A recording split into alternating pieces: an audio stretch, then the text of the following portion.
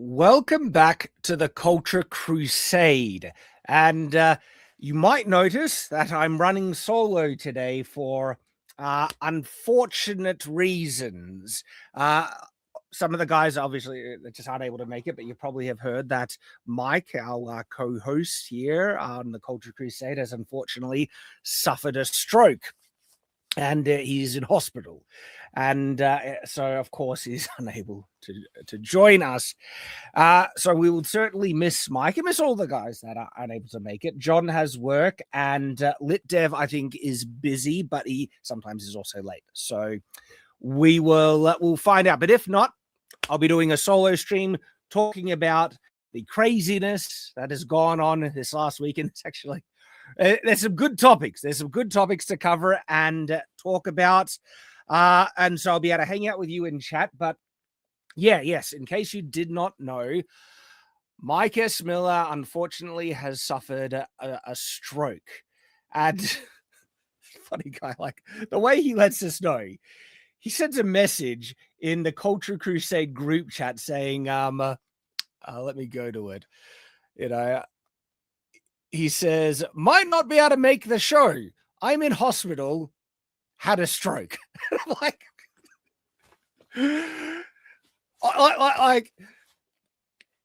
the show shouldn't be your first concern, Mike, after having a stroke. I appreciate you letting us know. But he seemed a little worried that he wouldn't be able to make a show after having shows. Like, dude, look after yourself. And that came out of the blue, and I was very, very shocked. I was like, holy crap. Things like that can just come out of the blue, know where it's going. He shared a picture of him in hospital, and he looked pretty rough. And it was a private picture. I didn't want to share it, but he looked pretty rough.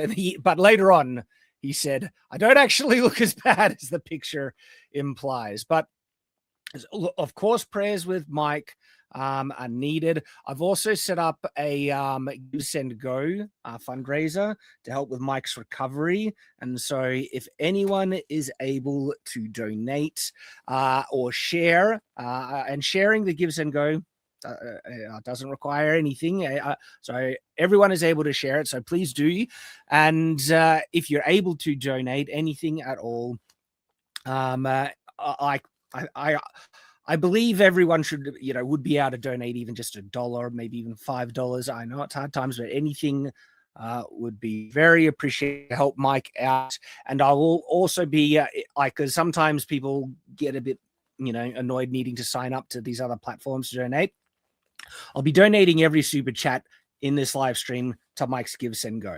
And so if you don't want to go through the annoying process of signing up on Give, Send, Go, but you're able to do a super chat. Like I said, all super chats will be getting donated to Mike's Give, Send, Go. And so you can just drop a super chat wishing him well, and that'll be going straight to Mike.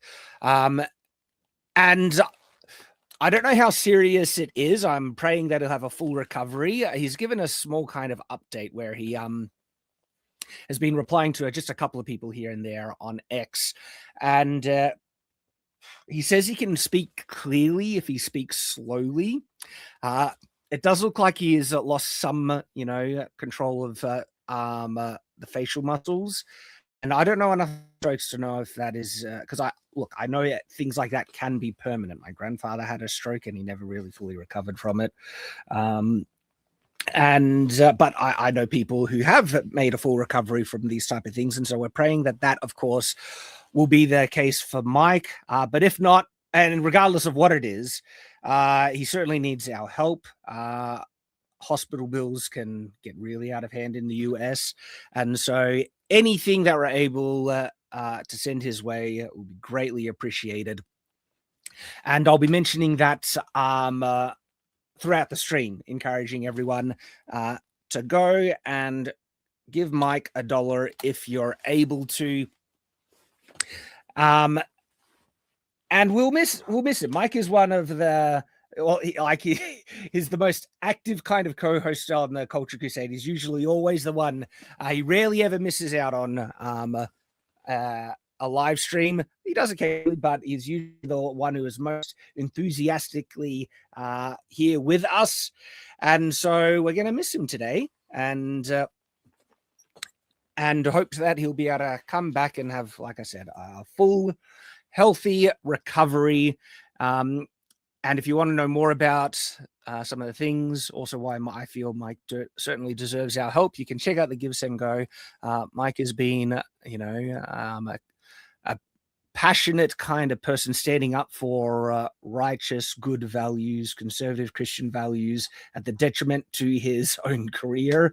He got blacklisted from the comic book industry, and the guy is a world-class artist. Okay, one of the best comic book artists in the world. He's the artist of, literally, we're going to be talking about A Knight of the Seven Kingdoms, right? The Hedge Knight. Mike is the artist of the Hedge Knight. Okay, he has a huge pedigree going back, many, many years. Worked for DC Comics, the Injustice series, his own comic book. He's the artist of our graphic novel, Shadow the Conqueror, and so much of what like the awesome stuff that we're seeing. Because Knight of the Seven Kingdoms, like the first episode, I really liked. Okay, it really looks like they took a lot of inspiration from Mike's work on the Hedge Knight. And so the guy is a comic artist legend, and also a devout Christian that has always stood up for what's right and suffered for it financially and in his career. And so he's definitely one who is worthy of some support and help. So please do if you can. And it's just, man, it's sad to hear. So like these things like this just come out of nowhere. Mike seemed so healthy, and we kind of tease him on the live stream because look, I look older than Mike, and Mike's much older than me. But he looks young and healthy, and then this just kind of just came out of the blue. So yes, thoughts, prayers with Mike. Those are important. Please donate if you can, and I will also touch bases and kind of re-encourage people to donate as more people come in to the live stream. And so let's get started on the general kind of stuff. But first, let's actually just quickly jump on the super chats that have already come in, because I think many of you are sharing thoughts of Mike. Exactly. Mansfield Time for $10 says, praying for Mike. Also, you should look up the song Put Them in the Box by Leaflet. That sounds familiar.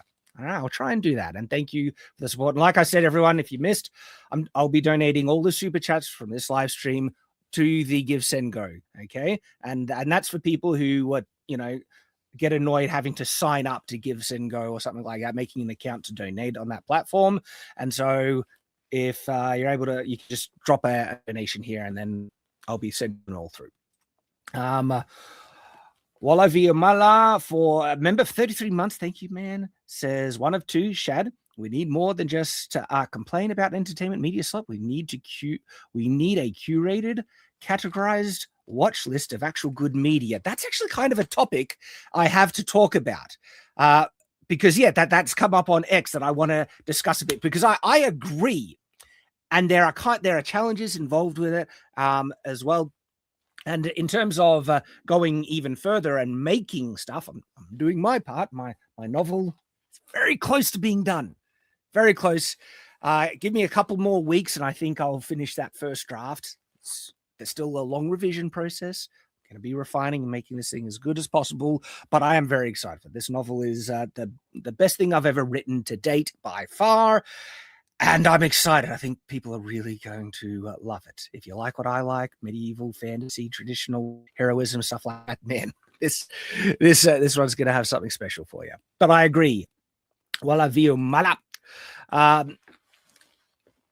Alexander 8880 for $5 says, hey, Shad, have you seen the PsyOp AI news segment? Looks like Ghost in the Shell meets 24. Also, have you seen Leaflet's new music video? I have not. I think I might have seen the Ghost in the Shell one just briefly, but I haven't actually watched through the whole thing because a lot of things kind of pass through my feed. But I'll try and give that a look. And Waller again for 20 says, this watch list could be a recurring video on your channel every 2 to 3 months with both current and classics alongside a categorized website that has actually reliable grading. Could be collaborative with Nerdrotic and the gang. Yes, I mean, our general kind of review content is an attempt at that, you know, trashing the crap media, signal boosting good stuff like Night of the Seven Kingdoms. I really enjoyed it. There's some things to go through and talk about because I've seen one complaint and there's possible for others, but I think it's a great foundation moving in the right direction. And it's funny, we have something that's decent to talk about, then we have something that is unbelievable crap, which is Starfleet Academy. Holy, there's stuff to talk about with that. And so, yes, there's a review content, but I get what you're saying because there's a lot of media that just goes completely under the radar, specifically in the indie book sphere. John, you know, good friend who joins us whenever he can, John Douglas here on the Culture Crusade. He does great work going out of his way to read indie books, and what I've been loving about what John has been bringing to the live stream is he's been giving great recommendations for indie novels. All right. And so just another thing that we're doing, but I get what you're saying, something bigger, broader, and come back to it because someone else has shared a similar kind of thing, and I'll share more thoughts of that. Dana X LX8CV for 10 says donation and keep up the good work, Shad. Thank you very much, mate. And every small one, even, you know, $1.99, just dropping it. Thank you. Like just even $1, right? The accumulated, you know, charity and generosity from everyone can actually make a very big difference. Okay, and so I believe everyone is able to even offer just even $1. And late, but not too late, we do have Litdev here. Hello. Finally managed to arrive.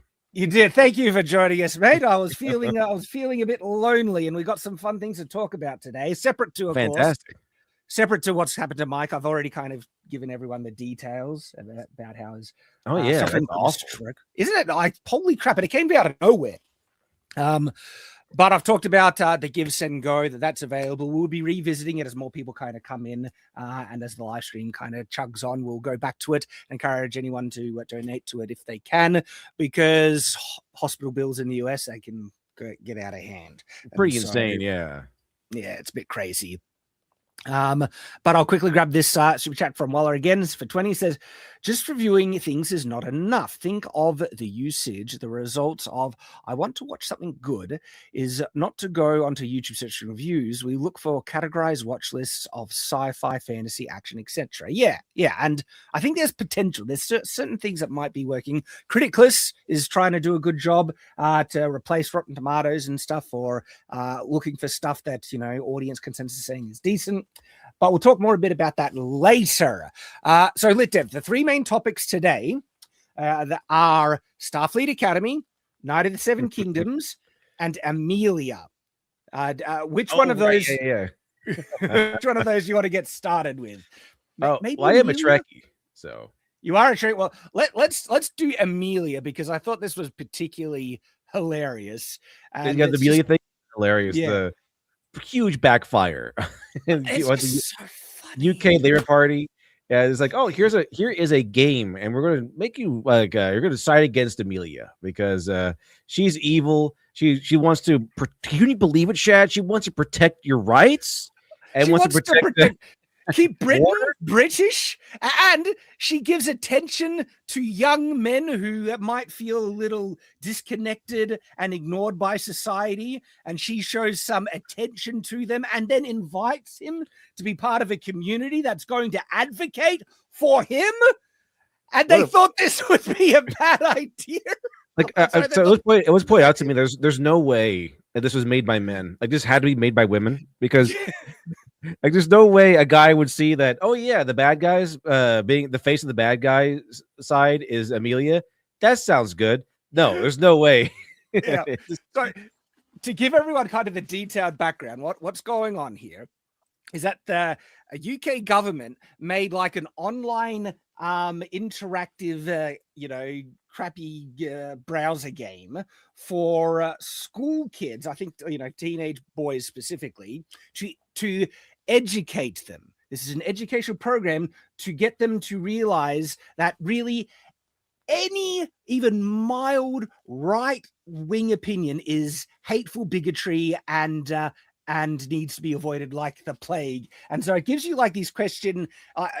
You take on the role of a young man who is getting influenced by the alt-right pipeline, and alt-right is just like anything right of center, really, at this point. At this point, like reasonable people, oh, that's far right. Yep. Like just, oh yeah, I want lower taxes. Far right. Far right. Immigration should be brought out under control or stopped, and the bad people sent back. Far right. You know, tend to racism right there.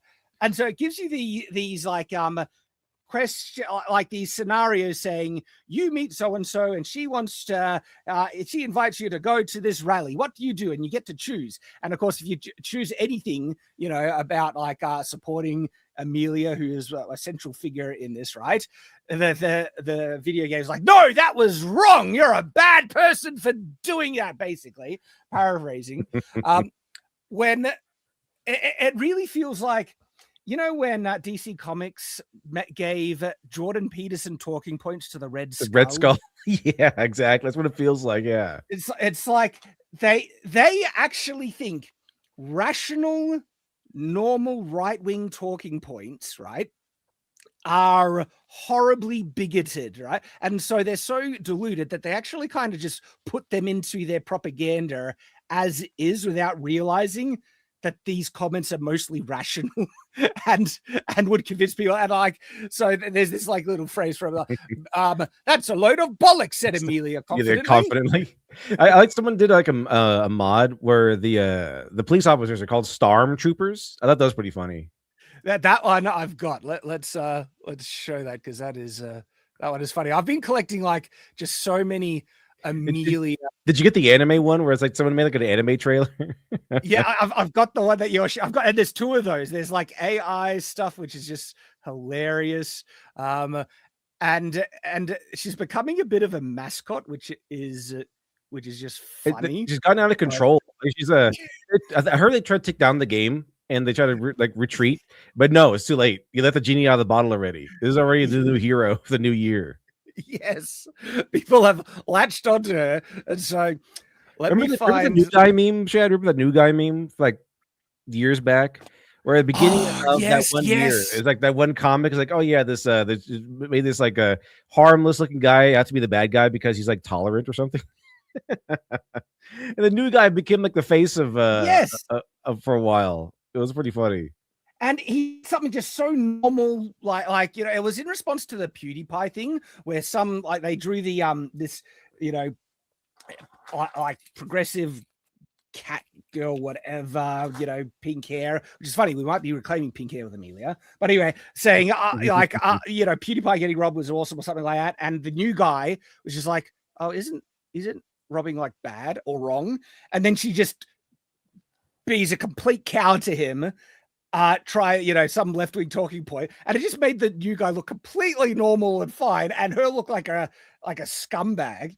And that's what the left unironically think, that they think they're so deluded in their, you know, ideology that they think hating on, you know, wealthy people for getting robbed and just do it like genuine all these hateful things that they're doing, that they think, oh, if anyone sees that, they're going to agree with us. It's like, no, you guys look like psychopaths. And then they do that in reverse, where they're like, repeat right-wing talking points, thinking any normal person who hears this you would be revolted as I am. And when most normal people hear it, they're like, oh, that makes sense. England should stay English. Like that doesn't seem that problematic, you know? Oh, no, it's evil. Can't do that. It's a far right and racist. But I think Britain has gotten so bad that just flying your flag is considered racist. Like you're not allowed to fly your flag anywhere because that's considered like a threat to foreigners. And I just can't help but wonder. Come over here to America and try that. Like if you ever went to America, like there's like every 10 feet there's a flag somewhere. Like it's constant flying flags. Yeah, and it's because the St. George's Cross specifically is exclusive. It is an English flag that is made by the English for the English, where in contrast to it, the Union Jack is a combination of multiple countries coming together. But the St. George's Cross specifically is England's flag, and it's effectively implies, England is for the English, which, I mean, what else country could be for that is their literal, their ethnic, like, origin of they come from that land, right? And like, people have less of a problem with people saying, oh, Japan should stay Japanese, but if you say England should stay English, that's somehow racist, right? Because they're white. But this is the one where someone modded the game. Have been locked up for simply voicing their opinions online. The police officer, which were now simply known as stormtroopers, told them they were under arrest. Amelia suddenly pulled out a pistol, which was very that's whoa! That's one of those pistols, like a full auto pistol. Yeah, shouting, "Die, you fucking commie pig!" Oh dear, thought Charlie. Revolution. Just pulls out a full auto pistol. The revolution.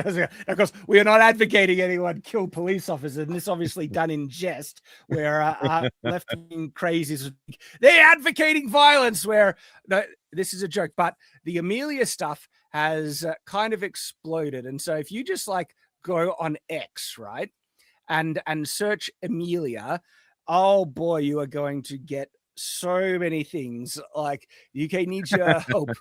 Don't let up. And so that's a commercial. Oh my gosh. So, yep. And then I've got these videos. We'll show them. Like, someone has made AI videos of Amelia just saying based right-wing things. Defend your homeland. Defend your homeland is like, the British Empire was great. We brought trade to the world. We united India and brought it peace. We stopped the slave trade in Africa. Just saying like right-wing kind of things. She's now like a propaganda thing for the right that the left made completely, oblivious. The anime versions. The anime trailer someone made is pretty good. This anime one is actually pretty good. Ne, Charlie. イギリスのこと。好き? Do you love English? Why couldn't I go? Why did I say no? I should have gone with her. We were just worrying about the future. I was so wrong to reject. It's pretty good drama already. I know, but like, people have been attacking straight white men, especially young straight white men, so much that they're inherently, misogynistic and all this stuff, right? And they make this female avatar character that is showing sympathy to their plight, right? And how could they not think that young men would find that, sympathetic or kind of like see appeal to it? And this anime is kind of encapsulated, like this young guy, which is, you literally play the role of a straight white young man in this game, right? And the game wants you to reject Amelia. But this anime is like, I was so wrong. We were just worrying about our future. 世界を変えに。残念ね、チャーリー君。そんな雄大な会を持っているなんて、更生施設に入ってもらうわ。You'll have to enter the education. It really is like, it must feel like 1984 but 1984, this is made by the 1984 guys. Like, obviously the party is the good guys. Like, obviously fighting for your rights and defying the government is awful. Because that's kind of what the main takeaway from the game seems to be. Like, criticizing the government, bad. Never criticize the government. That's what Amelia would do, all right? Can't do that. 許されることではないの。あのアメリアって子は全く悪影響なんだよ。It's a completely bad influence. And look at her. She's so wholesome. She just loves England. That's what did Amelia really do that was right? And of course she loves England. She loves England, and she went to protests. That is, and she invited other young men to go to protests. if you go to protest to defend your country or love your country, that's not good. But if you go to protest to like bring in more immigrants or stabbing people or to destroy your country, and you're standing against the authority who's just kind of like enforcing the laws, that's good. You're supposed to go and try to destroy the country. However, if you want to secure the country, bad stuff. No, can't go to those protests because Amelia would do that. Right. I'm hearing a report that my camera is freezing, so I'll go to my avatar in the time being. What's wrong with wanting to protect your culture? Yeah. Everyone is supposed to cherish the country and culture they were born into, right? Like Amelia's just making sense here. What is wrong with this? Why is it getting vilified? I just can't believe that's a bad thing. Like what? You're not choosing extinction? What? That doesn't make any sense. Amelia would choose to fight back against extinction, but good, honorable people would choose extinction over racism. And so, yeah, like this one. This one's funny. The girl, there's the girl that got. I think she got arrested or something because she tried to defend herself from a rape gang or something. Well, she was getting harassed by some immigrants, and she pulled out a knife and axe, and she became axe and a sword. And like, it's just like me for real. There's Amelia again. We're going to take back our country from the authoritarian government and the Islamic grooming gangs, and you will like it. Amelia memes have just kind of flooded X. I'm doing my part. Doing my part. It's really funny, right? But then there's these AI videos of Amelia, which is pretty darn funny. And so this was done made by Huff, it says, I think. But anyway, Pirate Nation says, goth waifu Amelia is now the mascot of UK nationalism and has gone viral after the UK panic and took her game down. Make the UK great again. And so this is that's so hilarious. The Labour Party is like, oh yeah, dude, let's make this propaganda game to teach you not to become radicalized. Makes the new face. Yes, of UK nationalism backfires catastrophically, making more bigoted people than ever before. Good work, UK government. Oh. Hi, I'm Amelia. I'm English, and I love England. I like having fish and chips and a pint at the local pub. Just celebrating English culture. I like pretty good. Yeah, well, what's more English than Shakespeare and Harry Potter? That's right. That's right. Look at this girl. What English man would not fall in love with such a patriotic English lass like this? And Dickens, Tolkien and Lewis, Harry Potter. Yep. I like pork sausage and dogs and fashion. Haram! Haram!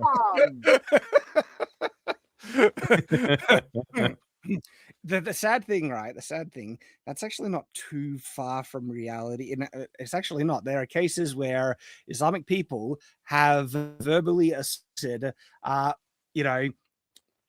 Brits for not, dressed immodestly or even doing anything that's against their religion, basically. Like, it's happened. But I don't like that. Brits are famously polite, but it mustn't mean we're willing to commit cultural suicide. Our institutions, the Church of England, the BBC, are a bunch of queers and nonces. Oh, man. Playing like it is. Not holding back now. How the bloody hell did we go from Churchill to you git? Sadiq Khan, the mayor. Yeah, get him. London, mate, not Afghanistan. Oh, oof. Or Star Wars. I'll get it back. Our government won't even protect our schoolgirls from grooming gangs. Sod off, packy wankers. The police this joyful cop behind her. Yeah.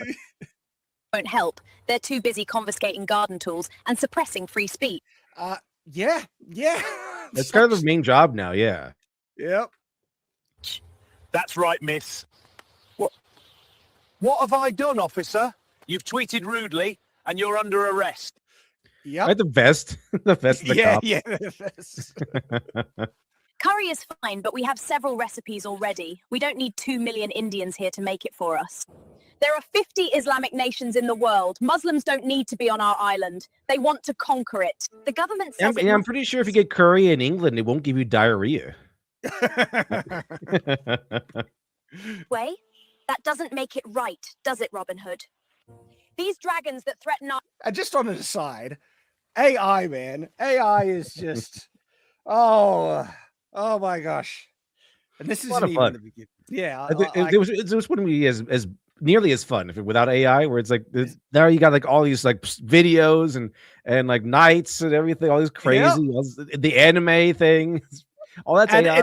It's looking like more and more real. Like I know when you look for it, but the other one where they actually put her in with like pop culture things like with Harry Potter and stuff, that actually is starting to look very real. England won't go away unless brave knights rise up to slay them. It's doing swords much better. AI used to just not be able to do swords at all. And yeah, that's a solid looking sword. Or did all the British bloodlines with any bollocks get killed off in World Wars I and II? Englishmen! It's your country, and it's being taken from you. Chav? Posh? Doesn't matter. We're already all in this together. I don't... She's uniting England, man. want this to be everyone loves her. Of England. And I'm sure the women of Iran and Afghanistan didn't want it either. Your ancestors beat the Spanish Armada, Napoleon, and the Nazis. Surely you can handle welfare tourists. Welfare tourists. It's like, you know, got a point. England has such a impressive history of just kicking ass, right? Like, don't let it fall, men. Tourists. History will record what you do or don't do. Get cracking, lads. Love, Amelia. Oh my gosh. The new British queen. The new face of English nationalism. And there's the other one too. Because like I don't know, putting it Amelia in with like real world people, and this is obviously an AI, obviously AI modified one, but yeah, it's funny as well. Thanks. There. No, I'm Amelia. We need to talk about Islam in the UK. Catholic, Protestant. Like this one here, I mean, that's unless you're looking close, you'd probably miss it. Harry Potter and the Sharia law. The Chamber of Sharia. We're all buggered if Islam takes over. Witches must be burnt, of course, but honor killing your daughters for not wearing hijab is much too far. Sorry, a little too far. Like putting her in Monty Python Holy Grail. That one is gold. I see. You know, burning witches, but how about we don't stone our daughters, right? You know. Well, I suppose that makes sense. Amelia was tax money well spent. Chad, I guess I thank the UK for creating Amelia, oddly enough. They didn't want to. They actually did. Yep. But Wallace and Gromit. Dogs are haram. If the oh no! Good.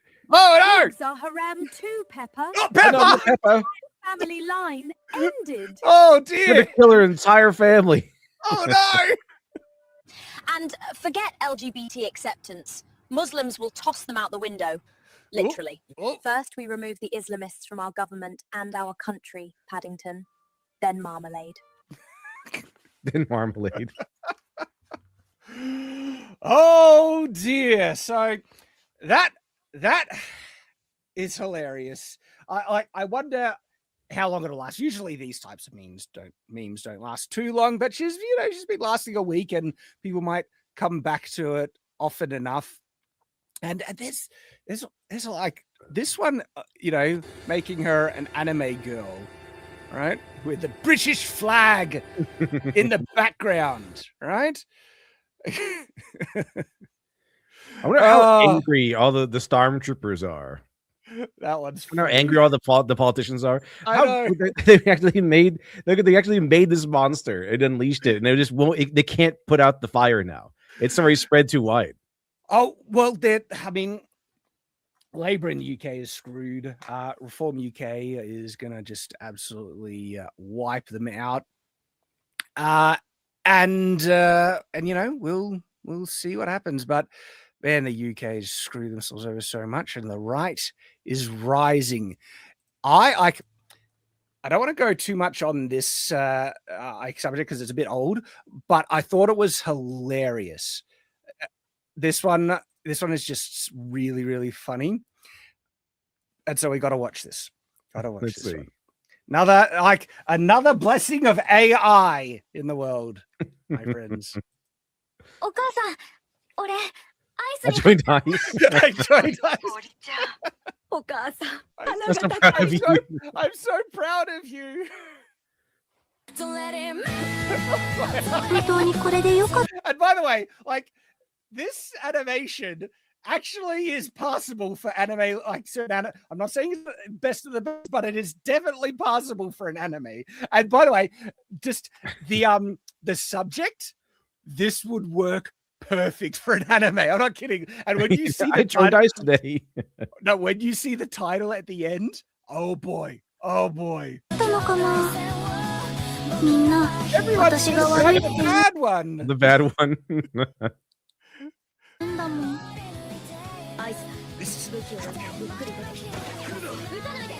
Get him! I'm scared every single day, but I want to save this country. Don't take any gut from this swine. Yeah, like, look at her intentions. They're so pure. She just wanted to save her country, right?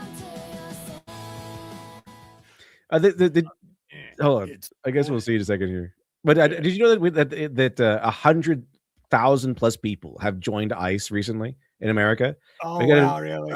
And a lot of them are combat veterans ready to go. So I'm ready to see some combat veterans get in there and start punching some of these people. Boy, these protesters and these people trying to run them over and stuff. I can't wait for that to happen. Yeah, like, we are very close to just being able to make AI produced anime at this point, because this looks very like effective and possible. But it's like, yeah, so it's this pretty close. It's bad when the law is actually enforced. No ice! No ice! We don't need ice! Get out! Shoot! Oh no, Mom! Someone I know is hit by a car. Oh yeah, there's someone hit him with a car. No, I'm the villain. I joined ICE and saved my country, but now I'm the villain. that's the title, man. I loved it so much. It's like, that is actually the perfect anime title, like, ever. Like, if you've seen anime titles, it should start with the time I joined ICE to save my country. That time that would actually make it. But now I'm the villain. Now that time I joined ICE to save my country, but now I'm the villain. All right, that is gold, and I think it was made by Leaflet, Angel Swords. This year anime is looking cool. What do you watch? But oh man, absolute credit. By the way, if the United States government did make an anime propaganda like that, oh my gosh, watch that would actually be so darn effective. Oh man. Oh, look, the world is going crazy, but at least we can laugh at things along the way. I'm going to catch up on some super chats before we dive into the next topic. Dana says, donating, keep up the good work, Shad. Thank you very much. And yes, we got the Dana. And then just reviewing thing. Yes, I think we got that one. And I think, have you seen this anime trailer, Amelia, Lost Rose of Albion? I think we just watched that one. Yep. Nathan Cassidy, I love the fact Amelia is redeeming purple-haired women after Romana from Scott Pilgrim ruined them. It's a double whammy backfire. Yeah, what if they made like a Amelia version of Scott Pilgrim? Like the main character is the boyfriend who tries to defend, protect her from not 7 exes, but 7 like sexual assaulters or something like that. Yeah. Or 7 like a stabbing, a guy who wants to stab her, a guy who wants to groom her, something like that. Just like 7. Yeah, guys. 7 leftists sacred cows. Male feminist. Yes, yep. Fully, loves all the things, but in actual fact is a predator and is only a feminist to try and, get attention. Oh my gosh. Yeah, absolutely. Nathan Cassidy, Starry Night 17 for Mike. Also, technically, you can play as a girl also named Charlie in the game. Oh, okay, so you can also be a lass, I guess, or just a girl with a good influence friend. There we go. I've seen some people play the game and it's hilarious. And they just pick all the, it's so funny because from a right-wing perspective, all the answers that the game is so blatantly pushing to be the wrong answers make sense. And they're like, yeah, I'm going to go with that. And the game is like, no, you're wrong. And everyone's just doing the opposite. Europe IP has been reported to the UK government. James App for $10 says, the thing I hear is the UK and other European countries are in such big trouble. They need the likes of Carl the 11th with absolute authority to turn things around. Carl the 11th. They talk about Saga of a card, like Carl Benjamin. Don't know. They might be able to turn things around. Let's hope they do. And Starry Night says, have you seen Spider Thread by Shira AI, Scary Good AI music video? No. I've seen the Spider-Man AI kind of trailer they did, the Carnage one. Man, that was good. And Litdev, you're sharing something?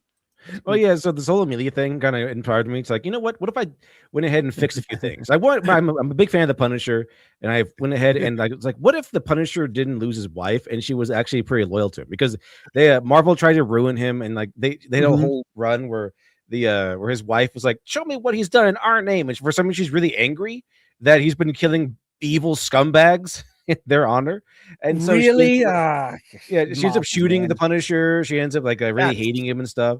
And so I was like, I fixed her. But however, I put this one up because I thought it was pretty funny. Because I asked AI to have her say, I love a man with a high body count. But it looks like he's saying it. And I thought it was pretty funny. Yeah. Love a man with a high body count. I also have another one where she's like sending over the Russians saying, I heard you hurt my husband. But it started with another page. I couldn't get the dialogue quite right, but it's like them in the park, because the first image that kind of started all this was they rewrote the Punisher's backstory so that just before his family was killed by the mob in the park, that his wife was going, I can't do this anymore, Frank. I want a divorce. And then she gets shot. So I fixed it, and I had her saying, kill them all, Frank. Kill all those guys. Kill those scumbags.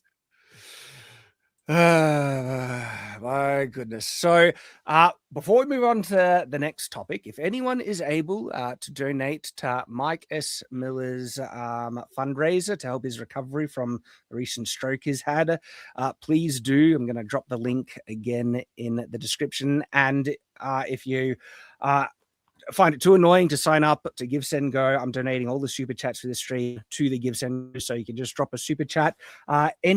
Any amount, of course, will absolutely help. Just even $1, $5. Mike's a good bloke, good friend, and is in a time of need. And so it'd be great if we can all kind of rally a bit and help him out and give him a much needed boost. So please do help him if you can, everyone. And so, all right. Litdev, have you seen Starfleet Academy? I wanted to. I didn't know it was out.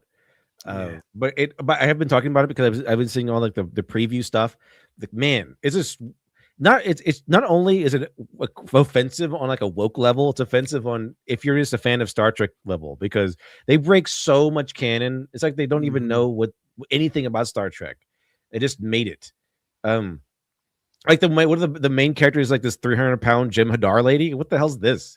Like that was embarrassing, right? This man, I you need to see the people that haven't. So Starfleet Academy Jim Hadar. First of all, the Jim Hadar are not really male or female. They're just kind of like an engineered race of super warriors.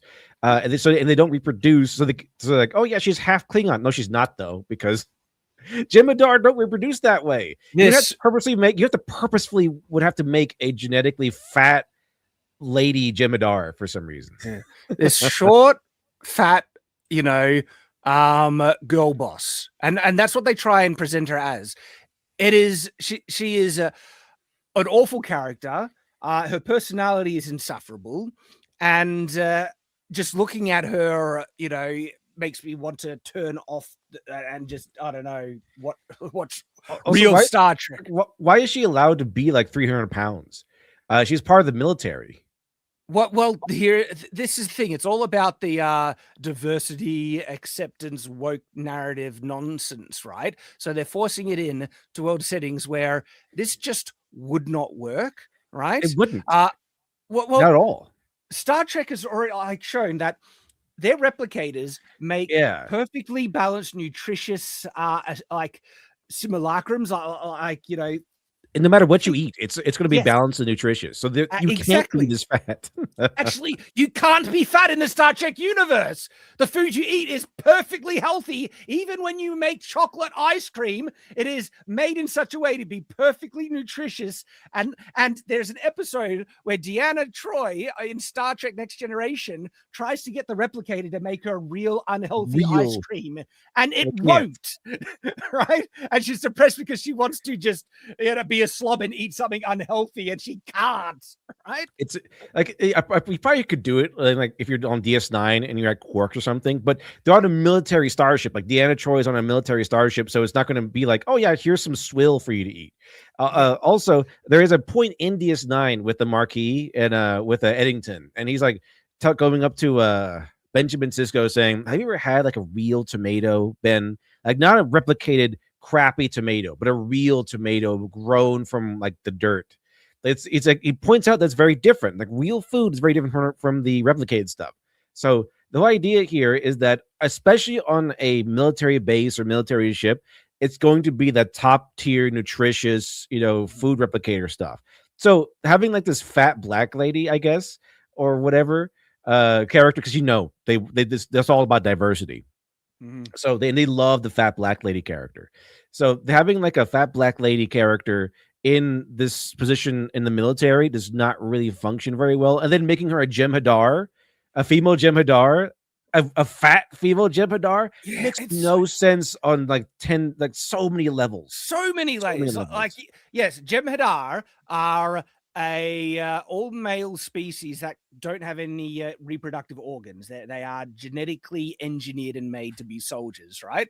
And so the show just ignores that, and somehow Jem'Hadar had it with a Klingon, and this slob character is the result, right? And so you have all these problems where, okay, if this character is fat, that means she must be going out of her way to be fat. It takes a lot of effort to be fat in Star Trek by not eating replicated food and getting some poor person to just make really fat. Maybe they have a potato garden in the backyard and they eat nothing but just constant carbs, constant potatoes. Which is weird because the Jem'Hadar live on Ketracel White, which is a drug. Well, exactly. Yes. And then, okay, so there's all that. Then there's the character, and this character is basically sassy black lady, right? But in such a cringe way. And she is short and fat, and everyone is supposed to be scared of her. And she gets in people's faces like a drill sergeant, telling you, going, "You go down there and give me, 10 push-ups or whatever," right? She's a drill sergeant. She's a drill sergeant, right? And it's so cringe and laughable.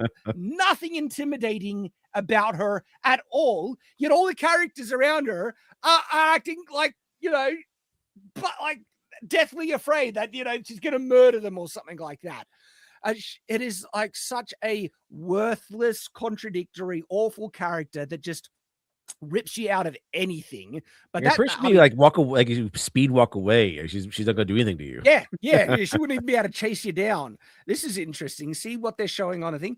That's the Klingon symbol on her top, and it's like, I heard she's like half Klingon or something somehow. She's half Klingon, but I don't know what the connection between the Klingon Empire and Starfleet is at this time, but it just seems a little odd that a Starfleet officer would be wearing, the embroidery of another empire, another faction. I don't know why they would allow that. I guess they allowed it for Worf because he's allowed to wear this little bandolier thing. but I feel like Yeah, that was like a personal allowance. Yeah, this is part of a uniform. Not going to be sewed into a uniform kind of thing. Mm. I think in Star Trek so far, the only people who are really allowed to be, a little fatter are like the admirals, because they just sit around all day. They don't really do much. And then they don't have to take care of themselves that much. But like the people who are in the field, the captains and stuff, they need to stay fit. Even Picard was like, kind of stayed fit. So, Yep.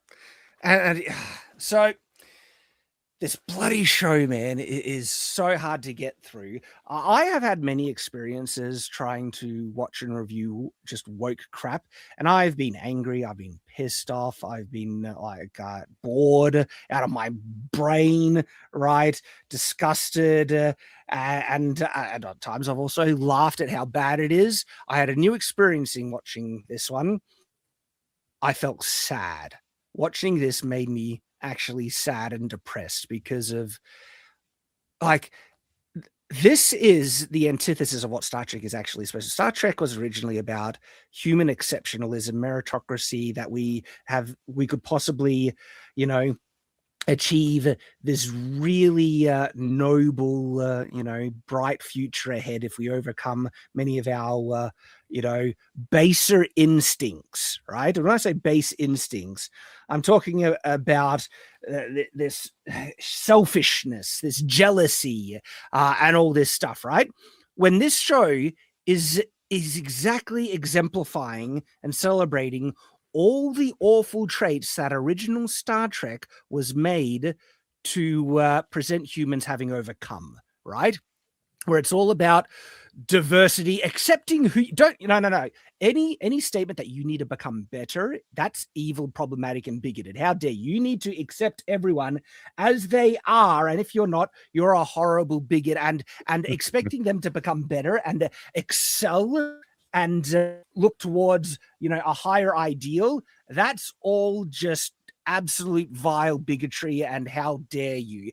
And so this show, right, is retards in space, where Starfleet has no standards at all. Like literally, a convicted felon who is serving time in prison, right, gets forced into Starfleet Academy as a type of community service or some weird thing, right? And so there is no standards at all for Starfleet. Like there is a stupid. How did you put it into Starfleet Academy as community service? It's like an honor. Yeah, it was so tough for most people to do. Like Wesley hardly got in there. Like annoying Wesley, genius boy wonder, failed his first attempt to get into Starfleet. Right? But now you can get in there as a felon for community service. And not only that, you will actively be forced into it even when you don't want to go, and you're horribly unqualified and you're a felon. And some of the first things you do is literally hack the secure console, right?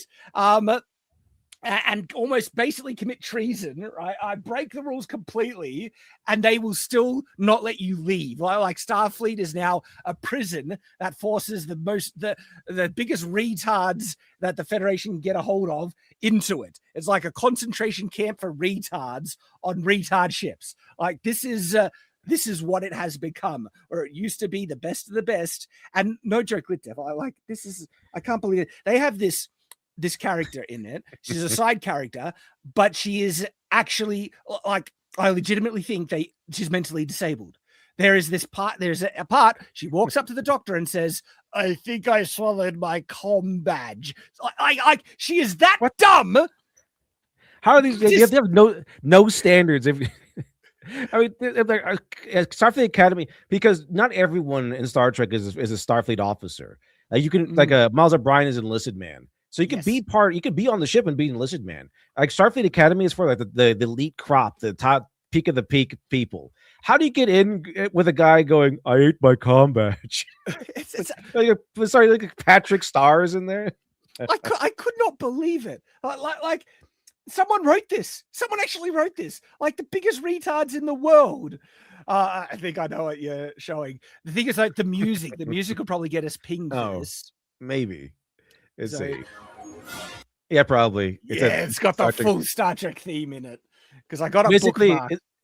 Basically the whole thing is it's just the happy ending though that we want is they summon in Kirk and Spock. Yep. And then they go, you're going to go to the shame room because you're toxic masculinity people. And then they go and shame them for being like colonizers and crap. And then Spock's like, these are obviously communists, sir. And then they just shoot him. Then they just shoot. Let's see here. Jim? They're obviously communist, Jim. We need to have but like genuinely, right? I grew up on Star Trek. Okay, it does mean a lot to me, and I mean, I'm trying to figure out what place because I've just always loved it, but I loved it as equally as Star Wars, honestly. And I've loved so many, pop culture things from comic books to sci-fi to anime to Dungeons and Dragons, Magic the Gathering, all this stuff, right? And so I grew up on Star Trek. I remember I have memories of my parents watching Star Trek on the TV in their bedroom, right? And me just catching episodes that my parents were watching and then becoming, more interested in watching more and more. And one of again, as I mentioned, one of the best things about Star Trek was this noble kind of ideal future it presented, where it was it gave humans something to kind of strive for, that hey, maybe we could rise above. And then this piece of crap propaganda slop rag dares call itself Star Trek when it is actually pushing the opposite, the actual opposite message that Star Trek was made to do. And everything about it is so loathsome and revolting and resentful and cheap. It's just propaganda, woke slop in the extreme. I was watching this and thinking, man, it's so sad. Look at how far we've fallen.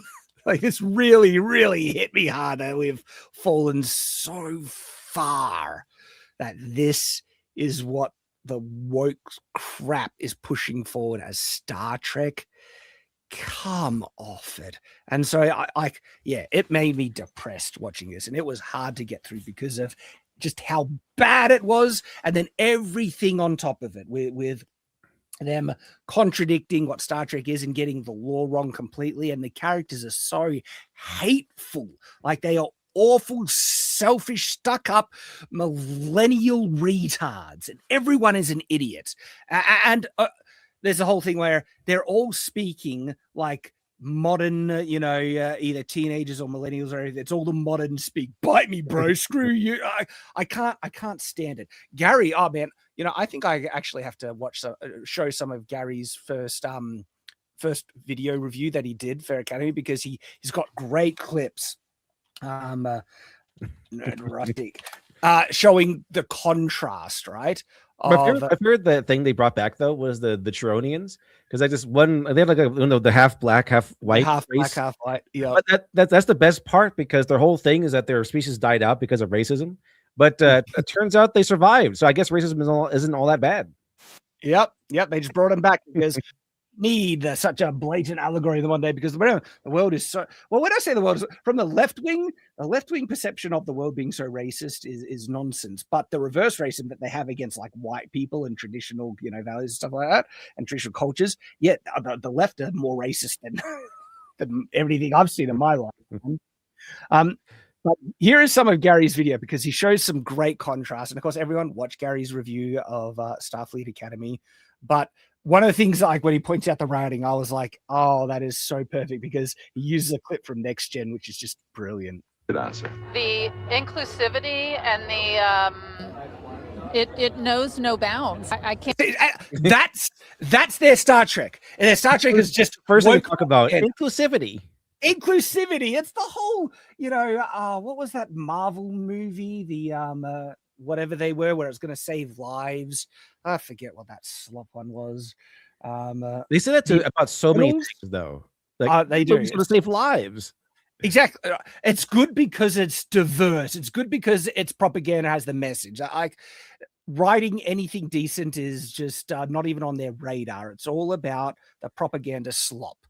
can't think of an element of the entire show or series that isn't that way. Isn't diverse, right? Isn't woke, basically. Oh my gosh. Well, I mean, Star Trek Trek was supposed to be about how we're awesome and how humanity kind of solved all of its issues to the point where we're leading the Vulcans. Like we made Starfleet, we made the Federation, and we are a leading race. It's probably the leading race in the Federation, where the Vulcans kind of take their hints from us.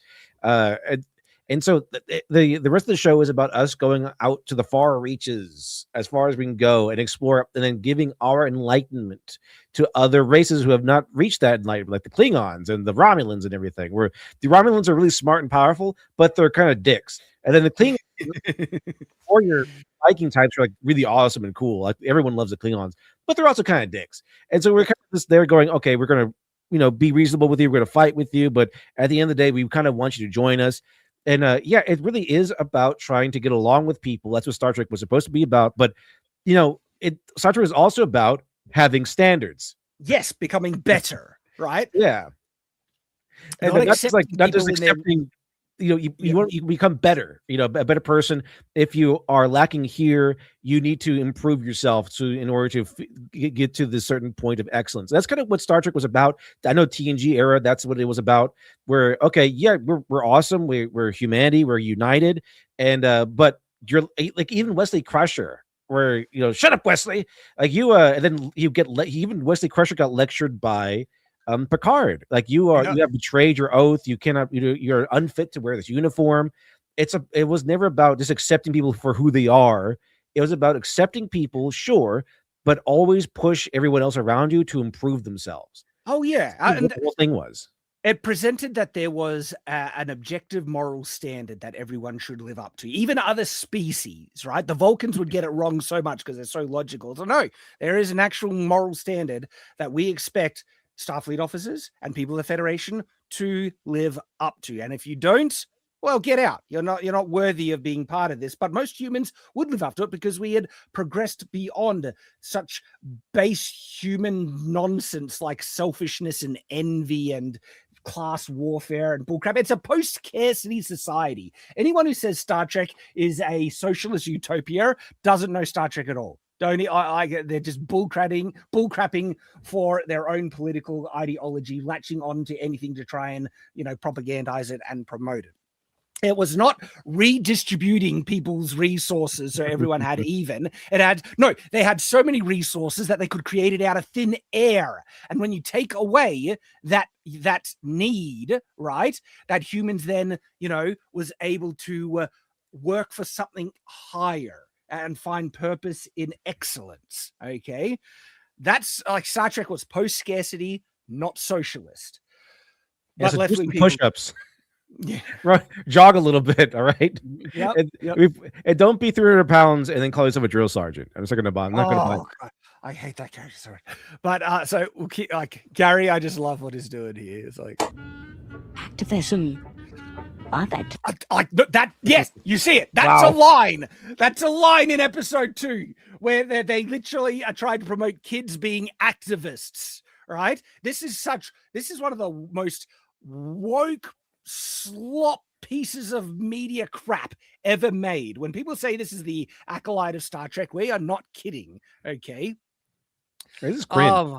It is. This is why I wanted to watch it, but I kind of thought it would be cringe because every single photo of Starfleet Academy reminded me of some brochure picture from One Tree Hill college or something. That's what it feels. I like this comment. I'm a woman in my 40s and I have 2 cats, and even I hate this crap. Yeah, it's just insulting to everybody. And yes, Nathan, they don't understand socialism either. Yep. It is so annoying because it's so easy to see how Star Trek had such high standards and moral expectations that expected people to live up to. There's a whole episode with Barclay where Barclay was underperforming his duties, and no one just sat down and was like, well, we need to accept him as he is and celebrate his weakness. No, they were constantly, how do we figure out how to help him become better and fulfill his duties as needed? And Barclay became a better person by their insistence that he live up to the standard Starfleet demanded. Now Starfleet is just like, no, you can be fat, you can be a criminal, you can be a retard that swallows comm badges. Everyone's allowed in. Like, how that person just got rejected right from the get go. How are you so retarded? You're eating comm badges. Like, get out of here. Yeah, right. Oh my gosh. I get so emotional because I feel like shooting the show, it taught me. So this actor plays a hologram, a couple month old hologram that is also a retard, and like she could just get the information downloaded, but they decided to make this hologram a retard that's an idiot, that is socially oblivious, insufferable, and talks way too much and all this thing, right? And there's like, you want us to believe someone intentionally made this character? Oh, are you serious? It sounds so awful. It sounds so bad. It is so bad, man. Taught me that my capacity to love is deeper than I thought. Next. Yep. This is it. This is it. This is it. Gosh. I can't believe they've dragged Robert Picardo into this. I know, right? And his character is just a joke now. His character is a throwaway joke that no one takes seriously. It's ruined his character. You know, they've got to ruin everyone. Spock and Kirk and Picard, not enough. Even the Doctor from Voyager. But this is the scene, Lip Dev. Watch this. Hello. I think I swallowed my comm badge. Probably swallow a lot of things. What are you doing here? Why? Why are you like 215? This side character is consistently retarded. Like you see her multiple times, and she's like what is she doing here? She deserves to be in a home being fed porridge, right? And looked after, not in Starfleet. And Forrest Gump bumbles his way into Starfleet Academy. Who eats a comm badge? Gosh. How would you even accomplish this task? Exactly. Why? Like what level of stupid? Yeah. Maybe a 2-year-old might, thinking it's a lolly, but there should be an intelligence difference between a Starfleet officer and an infant. Oh my gosh. I can't stand. It kind of feels like they went so woke, it like circled back around, and it feels like they're making fun of woke. Yeah, because what happens? You put all these like woke activists in charge, and this is what you get as a new crop of cadets. People eat comm badges. Yeah, they're just useless retards. It's beyond parody. Like if I had to make a Star Trek show that was parodying if a woke idiot made it, this is what I would make. Right? It is like just exposing the people who made this are such talentless activist hacks, right? And they don't care about a property that actually does once have meaning. And look, original Star Trek that we still have, that still has meaning. You know, I watch it with my kids and they love it. I'm watching SG-1 and my kids love it. And the moral standard that it proposes is so consistent and so good, right? The standards of excellence and becoming better than our base instincts, right? Those, of course, still matter and we can still enjoy it. But what it has become is an actual abomination. And I'm not kidding. I think this is an abomination. And it's made by people who not only don't care about the properties that they work with, I think they actually hate it. Like they must hate the message of Star Trek, which is meritocracy, excellence, okay, and excellence is an exclusive thing. If you do not meet up to the standard, you are excluded, which is completely against the ideas of diversity and representation. So of course they would hate it. They despise this stuff. It's problematic, which is why they make this skin suit wearing bastardization abomination crap like this, all right, to fix it, because they hate truth, all right, and they hate virtue. Yeah, they drummed out a lot of people. They drummed out a lot of people from the Academy. Like Miles O'Brien never went. So yeah, the old school Star Trek would have not even allowed her through the door. You can't come here eating comm badges like chips. Man, too many people hate on Voyager. I like Voyager.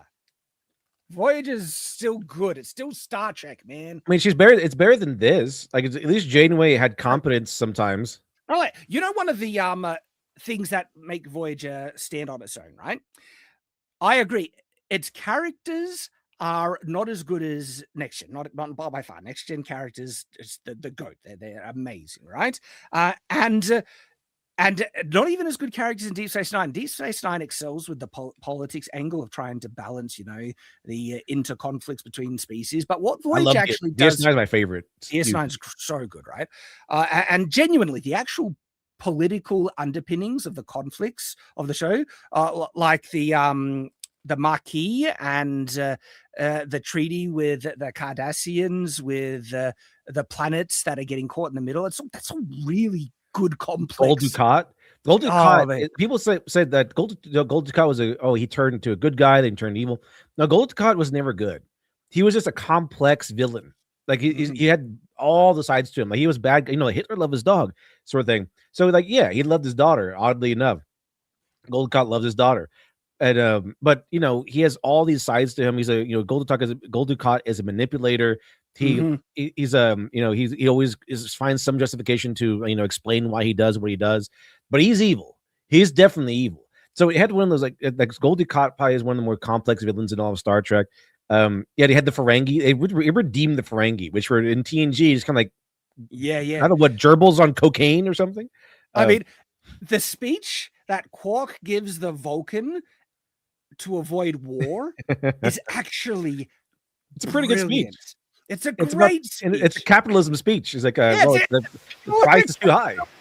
Speech about war sucks because it doesn't create profit and people don't get to flourish or benefit as a result. But I'm paraphrasing, but genuinely, that was written by a smart person, okay? Where Quark uses pure logic from his Ferengi perspective to convince a Vulcan, right?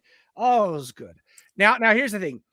What Voyager does really well, and I actually feel it competes, might even do better than Next Gen and Deep Space Nine, is the sci-fi conflicts and stories that it explores. Voyager has really, really good episodes of just introducing interesting sci-fi concepts and conflicts that the crew kind of need to deal with. And I loved it. It's really good. And look, even though the characters aren't as great, there are still good characters.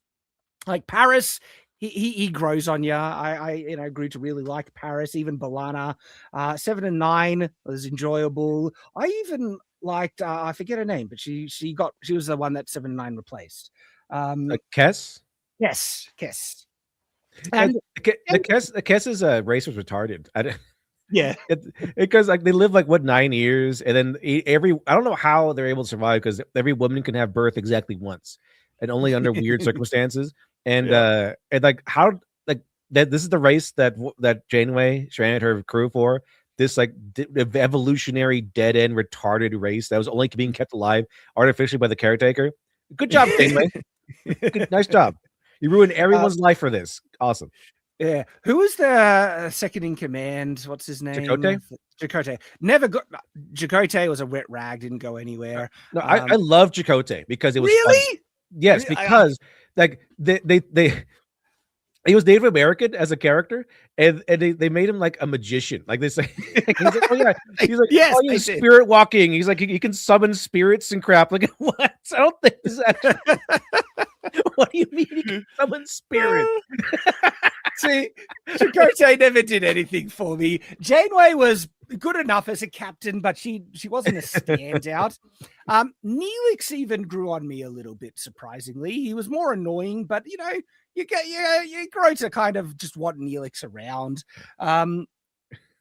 So like I said, the characters aren't the best, but there's some just really good sci-fi story conflict in individual episodes that come up consistently enough that Voyager's still there. Still Star Trek, man. But this crap, let's continue because again, I want to show what Gary contrasts.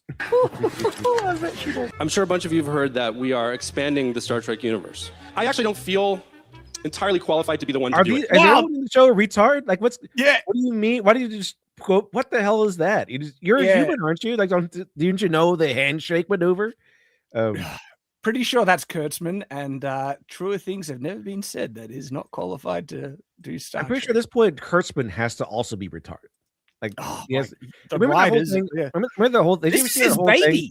Yeah, this is his baby, right? Like his magnum opus, the ultimate culmination of what he wanted to do with Star Trek.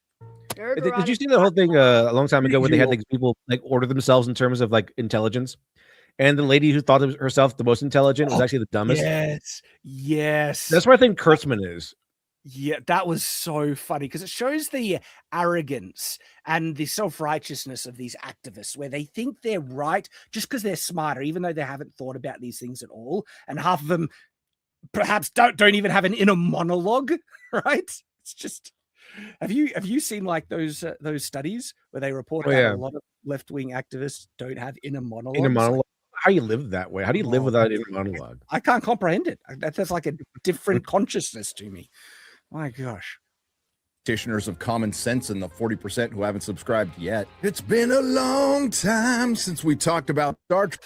Indeed, it has. I ignored Star Trek Discovery completely in Strange New Worlds. It's like I see what they're doing. I don't want a part of it. I watched Picard season 3, and that was it. I was like, okay, that's the swan song. That's the goodbye to Star Trek. I'm done. And then Gary really made me watch. Oh no! Picard season 3 is actually great. I wanted to like it a lot. I tried so hard to like Picard season 1. It's like so hard to like Picard. Oh, like, I really want to like it. Season 1, I mean, I tried and I was like, nah, nope. But season 3, to me, nothing is canon. Season 1 and 2 don't exist. It is only season 3. And so, you know what I thought Picard was going to be? I thought Picard was going to be him retired on like this planet. And then he uses his genius and like his years of experience being a diplomat to solve like smaller world, smaller staked issues. Like almost slice of life kind of thing. Yeah, like, and then I have a glass of wine, just talk a little bit. Then he'd be like Mrs. Marple or something like that, like this insane level expert, but using it on like these local issues. Well, you're making a better show than what they made. Trek, and there's a good reason. It's dead. He's dead, Jim. Yeah, now it's like the only way Star Trek back is that they retcon everything and just kind of like, yeah, you could try and perhaps pick up after Picard season 3. I'd be happy if they just picked up after the last Next Gen movie. Let's move forward from there. Forget everything else. Just retcon it all. Fresh start. Yeah, something like that. Yeah. Oh, sure. There's a lot of content that has been produced. Oh, what is this? Why is he dancing? What is this? They had a musical episode in Strange New Worlds, and it's like they got a virus that everyone could only speak through song or something. It sounds very like a theater kid. I hate it. Yeah. Under the name of Star Trek on streaming services like CBS All Ass and then P+, but this is what's known as Kurtzman Trek. Yeah. Okay, we just need to ban theater kids from ever touching media. I mean, like, I am becoming less liberal every single day. Like, is that a Ferengi? Is that hideous goblin of Ferengi? Yeah, Ferengis are allowed in Starfleet now. Yep. I know that was like that was like the idea, like, oh yeah, Ferengis. But this means, Chad, that Quark's feminist mother won in the end. So because one of the things that helped destroy Ferengi society is Quark convincing the Ferengi government to instill women, allow them to have jobs and clothes. Because if they have clothes, they're going to have pockets, and when they have pockets, they're going to want to fill them with latinum. And so, like, oh, you can just double your labor force, and that's how they got it. That's how they destroyed every single geek thing. Like, oh, you want women to come in here, right? It's a whole other thing. There's a whole other, like, oh, you could double your profits. Didn't double the profits, but you did destroy a lot of things. Yeah. So why is it so ugly? Oh my gosh. You should know some of the background, the context of Starfleet Academy. At the end of, I don't know, Discovery or something, they had this stupid thing called the burn, where a baby, I don't know, got upset with, it was part dilithium or anything. Some child cried and destroyed all the dilithium in either the galaxy or universe, rendering warp impossible for Starfleet. But here's the thing. Because it was written by idiots, right, that don't know the lore or canon, they're completely oblivious to the fact that you can achieve warp drive without dilithium. It's canon. The Romulans do it with a mini black hole in their reactor. And even the earliest forms of warp, the one Zephram Cochrane made, didn't have dilithium. You're able to achieve warp travel without dilithium. At least one, which is not enough to try and get from to regroup and all that stuff. But no, that they call it the burn, and that destroyed basically Starfleet's ability to do anything. It fragmented, and now there's like starvation, even though replicators didn't run off dilithium, right? All you need is energy. Oh my gosh. But no, but for some reason, dilithium destroyed everything. And only now, like 100 years later, right, as Starfleet trying to reform. Okay. This is now Starfleet coming back, where Starfleet wasn't even a thing for like 100 years. Dilithium being destroyed by like a baby's cry is kind of insane in the first place. But there's a lot of it, though. There's a lot, because I remember in Voyager, they tried to make dilithium a thing. Like this, we got to find more dilithium. And then later on, even Voyager, they had to go like, what's dilithium is just everywhere. Nathan Cassidy says it was a baby alien that bonded with dilithium on a genetic level and then cried for his mummy and blew up all the fuel in the universe, because that's how it would work. Really? That sounds retarded. How does it? It's so retarded, man. Like someone's fever dream. I don't like, this show was written by idiots and they don't even think about like this, because it's so dumb. It's so dumb. A zombie franchise. What is a zombie franchise? Well, it's the corpse of a previously beloved television or movie, repeatedly reanimated and defiled by. Yep, and it's just happening again. Though this, I would hope, is going to have the same effect that Star Wars The Acolyte did on Star Wars. It's like, hopefully it's such a disaster that the people like Kurtzman will get ousted and they're going to wake up. Look, that's wishful thinking, honestly. Probably won't happen, but it is a disaster. Make no mistake. They think they're brilliant writing this, and because it's woke, everyone is acknowledging that it is in fact brilliant because it's woke. Yes, because it's woke. That's their standard. Their standard of if something is good is, does it have the representation and diversity? Is it woke? That's it. And if it does, clapping seals. So beautiful and brave. Best thing ever. It's saving lives. That's everyone's eating palm badges in that room. Yes, yes.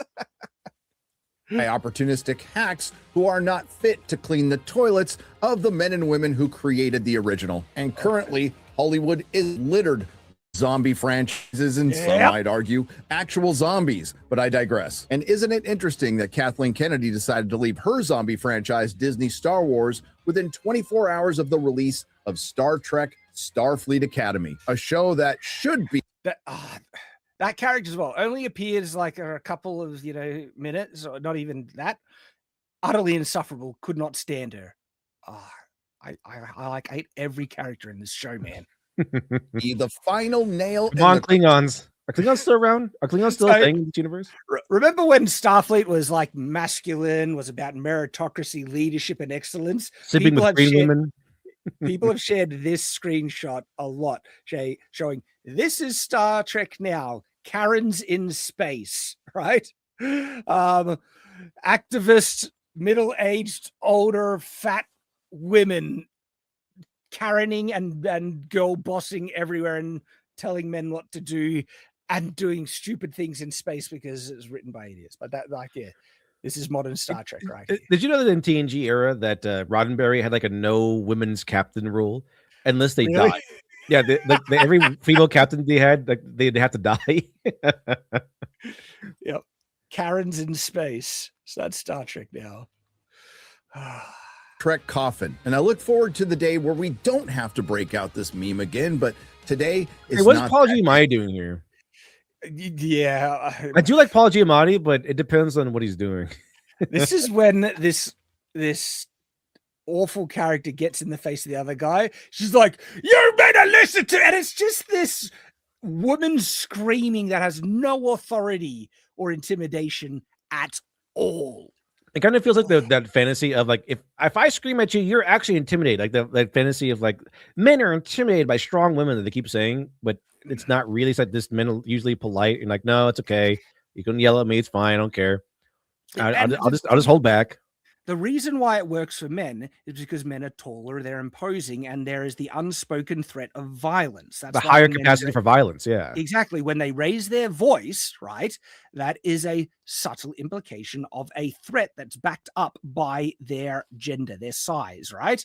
And that's why it works. When you have a woman that's a foot shorter, which is clearly out of shape and couldn't even do 2 push-ups, right? Try to intimidate a guy. And by the way, all the guys are just gay thirst traps, right? They're just ripped. All the guys are ripped thirst traps for gay men, and all the women are, except for like 2 that are okay, all the other women are either middle-aged or old or fat or anything like that. It's this show was made for women and homosexuals. That's what this show was made for. But yeah, going back to, so she's trying to intimidate a guy that's a foot taller than her and way stronger, and it's just laughable. It is comically pathetic watching this happen. Oh, by the way, the whole thing about like, oh, she's Jim Hadar, that'll intimidate him. Like, no, because I don't know if you remember this episode from DS9 called "The Siege of AR 558," where they get assaulted by like a wave of Jim Hadar, and Cisco, the badass that he is, takes on like 4 or 5 of the super soldiers barehanded. So you could win against this Jim Hadar, and if it's like a fat lady, like really tiny lady, fat lady Jim Hadar. I don't think she would be that intimidating still. Not really. No. And also on top of this, like the context of the scene is that this character's yelling at, which is the protagonist of the show, he doesn't want to be there. He doesn't respect Starfleet at all. He's constantly talking back to the captain and saying, "You're just dragging me along. I'm not going to wear the uniform. I'm not going to get a haircut. Screw you," right? This lady gets in his face and he caves like a wet rag. Like he just absolutely caves in front of her and she's like, "Oh, don't hurt me, miss," and starts doing the push-ups. And it was such like you were getting in everyone's face. And this lady that couldn't intimidate a friggin', puppy, right, makes the guy cave like a absolute baby. It's pathetic. Like I'm pretty sure a Klingon would headbutt her or deliver a slap in a way that's meant to challenge you to a fight to the death. I'm pretty sure that'd be the case. Yeah. Our expectations were low, but holy and all this in the year where Star Trek is celebrating its 60th anniversary. Long gone are the days of a show that explored issues through allegorical science fiction while never talking down to its audience. And it was so good at that. When Star Trek was at its best, it was just brilliant, right? Really clever stuff that honestly, like it taught people just instinctively what the best, highest morality you should pursue in life was through example, right? It made people better. Honestly, like people need their mythological tales, their fiction, their stories that they share that convey eternal truths and wisdom that enables us to understand something like what true morality is on an instinctive level, to live up to it and be better, right? But the modern world is completely abandoned because the modern, especially the woke movement, they understand that media influences people. And so that's why they've hijacked it, because they want it for their own propaganda, just not to stop teaching these eternal truths that they think are problematic, right? They hate truth and they hate traditional values and goodness, which is why they try and co-opt it. I remember the episode remember the episodes about the crystalline entity? Yes. Or like the NTNG. And then like they find it, right? And it eats planets, like entire planets. This is kind of what got into Lore's nonsense. Yep. And almost killed Noonien Sung. But they're like, okay, we're just going to find it and shoot it, right? And Picard's like, what? No, shoot it. I'm going to try to talk to it. Like it's a living entity. It's not doing anything wrong. Or it's from not its trying to kill perspective, it doesn't know. Yeah. It's just eating. So I'm going to try to talk to it first and see if we can negotiate with it. And, I might shoot if it comes to that, but I'm not going to start off by shooting it. Like that's such oddly enough, an alien way of looking at things. Like of course, this weird snowflake looking crystalline entity, we're just going to shoot it because this is like a creature that is killing our people. But Picard took a different perspective, and that no, I'm going to treat it like a person first because he's used to dealing with aliens on a daily basis. Like he's a trained diplomat. Yep. So he's like, I'm going to try this first, and then if it comes down to it, I'll shoot it, but I'm not going to start off with violence. And that sounds cringe today because the SJWs have kind of so like taken that ideal and made it cringe. But back then, this is the idea. This is like you don't start off with violence. You start off trying to negotiate, trying to forge a bond first. Put that idea of life above all first, and then. And only when they push you to it do you fight back, but you will fight back. They do fight back. They believe in self-preservation, okay? They don't just say, we need to accept, the hordes in because that would be bigoted if we don't. It's like, no, Starfleet wasn't going to change their standards, their way of life, just to include other people. The whole point of them working with other races was to help those races become better so they could live up to the ideals and become part of the Federation. It was an exclusive thing. It wasn't just let's bring in everyone, right? Regardless of their belief structure, even if it's completely antithetical to us and would destroy us if we let. Starfleet was completely against that. Okay, it was exclusive and would only let people in, societies in, when they measured up to the moral standard that was. This is the prime directive thing, where they're supposed to just sit by and let your civilization die if you haven't achieved warp 1, and it's because of your own doing. There's like Ensign Rowe. Remember Ensign Rowe, the Bajoran lady? Like she came on, and they gave her a uniform, and they gave and she was wearing her Bajoran earring, which is a religious icon that they wear to signify the paw. She had the uniform on for the Starfleet officer. And then she had the earring, and then Riker's like, take off that earring. That's not regulation.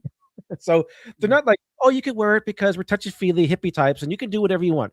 No, you have to get like special permission to wear things that are different than the Starfleet standard uniform. Like Worf was good for permission for his like bandolier thing. Yep. But no, they're not all inclusive. Like take off that earring. Exactly. That's not.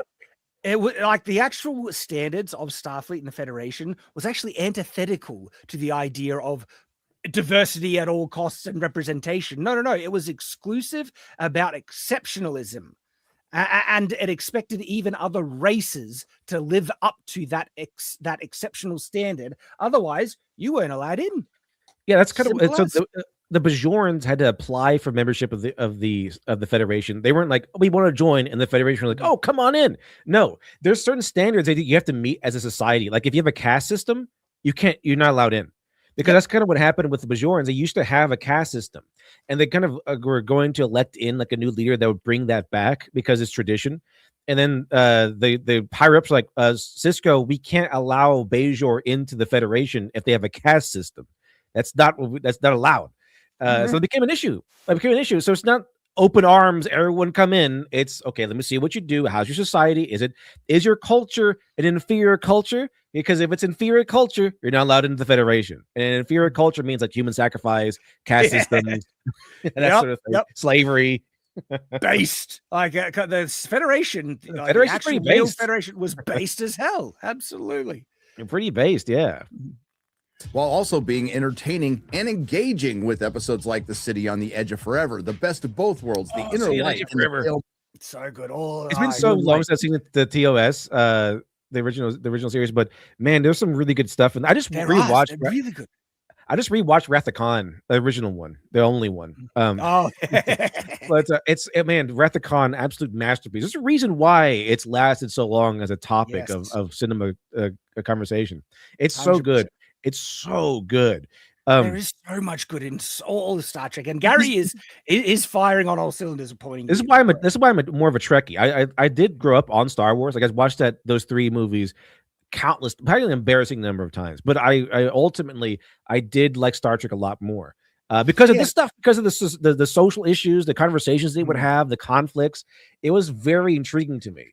Yeah, Star Trek is like the contrast between Star Trek and Star Wars. Star Trek presented an idealized, aspirational form of human society to aspire to, where Star Wars presents an aspirational, idealized form of the hero that you want to live up to and be. Hero's like. journey. Yeah, and I am a fan of the hero's journey. I'm a fan of Star Wars, but it's just that I don't really like Star Wars as much as I like Star Trek for those reasons. But Here's the thing, though, with the Prime Directive, there's such a the Prime Directive is so hardcore in terms of what they think Star Trek is, right? I kind of have issues with the Prime Directive because I think that the Federation, you are culturally superior. You should want to help other races become better, even if they're technologically inferior. I think if you have the ability to save and help them, you should.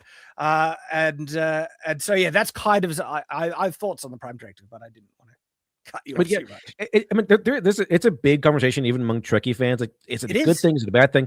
And sometimes it does become an issue. Like in DS9, the Prime Directive is the Prime Directive. So at one point, Bajor was having like an internal revolution where they would that was actually funded by the Cardassians, so they can get the Cardassians can have the leadership that they want in charge of Bajor, so they can come in and retake the station.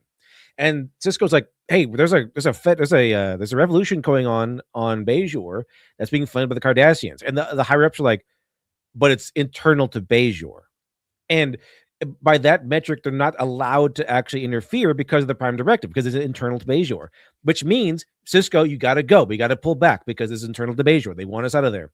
So the Prime Directive is so supreme in their way of thinking that they would allow the Cardassians to come back and reoccupy Bajor, reoccupy the station, and they would allow themselves to surrender control of the first stable wormhole they've ever had, which is an insane thing that they could control.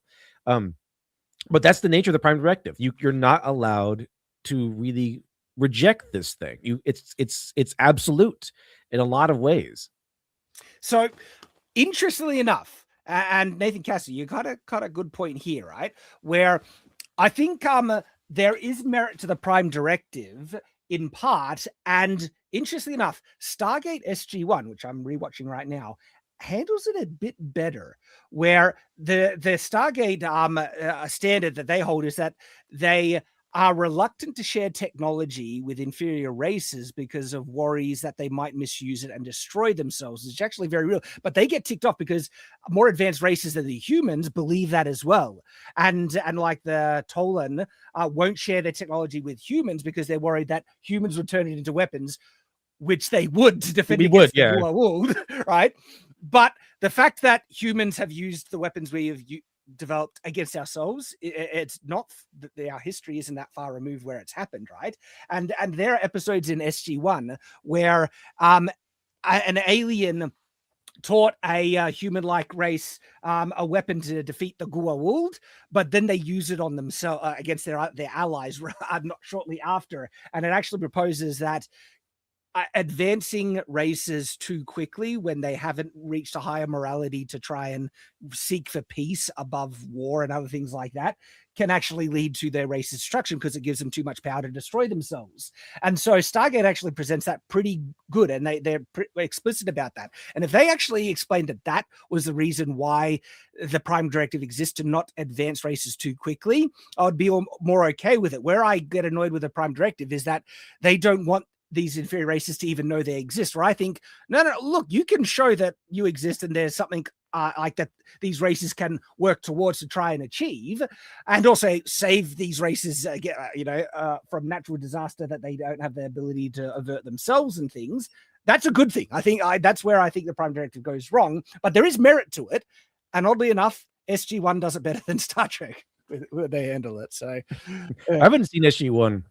Oh, it's so good, man. I do know that the Prime Directive has some merit to it, where it's like, okay, we don't want to just rush this, because if they don't figure it out on their own, then they won't completely understand something. Yeah, exactly. If a species aren't morally developed to, because technology comes with a weight of burden of responsibility. You need to, like it is, you can do crazy things with technology, nuclear power, nuclear energy, nuclear bombs. All right, any technology can be used as a weapon, and so giving advanced technology to a species that aren't ready to use it properly and they would destroy themselves, that is a real moral dilemma that the Prime Directive does address imperfectly, but I think that's the strongest argument for it right there.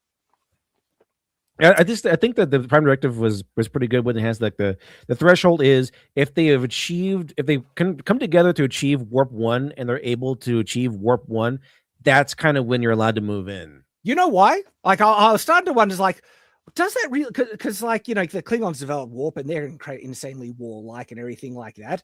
But the counterpoint to it is that if a species has developed warp, they already have the ability to destroy themselves through technology completely. And so if they're still around and they have warp, they're at least not destroying themselves and using technology in some measure of responsive thing. And so the Federation is then willing to the saving grace of the Klingons is they have a very strong, strict code of honor and ritual.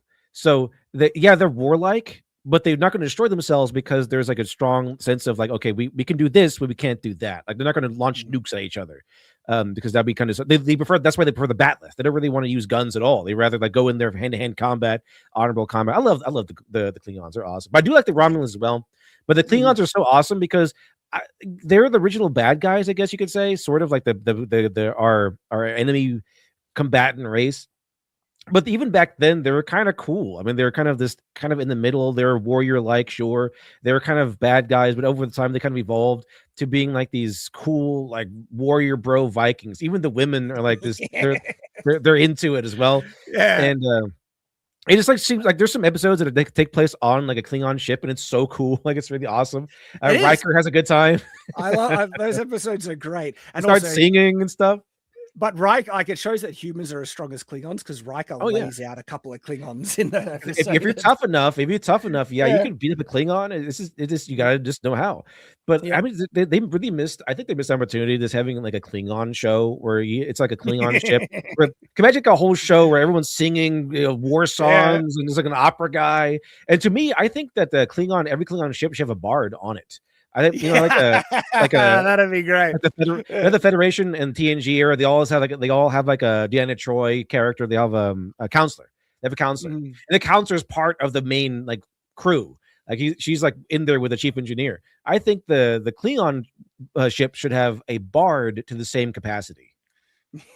Awesome. But let's try and finish because I want to get to the part where Gary points out the dialogue because it's so good. Measure of a Man, Yesterday's Enterprise. Measure of a Man. Yes. That's so good. Duet, my favorite. Space Seed, Chain of Duet. Command. Chain of Command. It's all these he's fired. Gary is just Duet is so good. Duet is so good. It's probably the best, the most watchable episode of season 1 DS9. All featuring characters that in some cases are so iconic, people could name them on sight without having watched a single episode of Star Trek. It was the first TV show to have its own conventions. It influenced real world science. Yes. I want Star Trek. Like it really has. Like Star Trek has been a positive influence on society. On a lot of people. It's an idealized future to aspire to. And they have bastardized and destroyed it, which is such a crime. It's evil what they've done. Yeah, this first series with Kirk and everything, I think that was unprecedented to have like, okay, the captain is a white guy. They have an alien Spock. Then we have a black woman with Uhura. And we have a Russian guy. We have Russian adding in what's his name? But the Chekhov. Adding in him later. That was pretty insane because we actually had tensions with the Russians back then. But and then Sulu and everything. This was like not really a thing that you saw. Like all these people come together, an actual diverse cast. Yes, when like those types of social change messages really were needed. Where now society is regressing, where they want actual segregation, and that's what the woke movement is. Like they're trying to push this nonsense that is actually antithetical to what Star Trek was founded on originally, right? Because there's a difference between having a meritocratic diversity, right, versus diversity with no standards at all, and if you have any standards, you're a bigot, right? Because that's what the woke virus is at the moment. Saying no is bigotry, actually. Not only did Chain of Command give us there are 4 lights, it also gave us Captain Jellicoe, who was super based, and also he was the character that got Deanna Troi into his Starfleet uniform. He's like, hey, by the way, counselor, don't wear that outfit again. Put on a Starfleet uniform.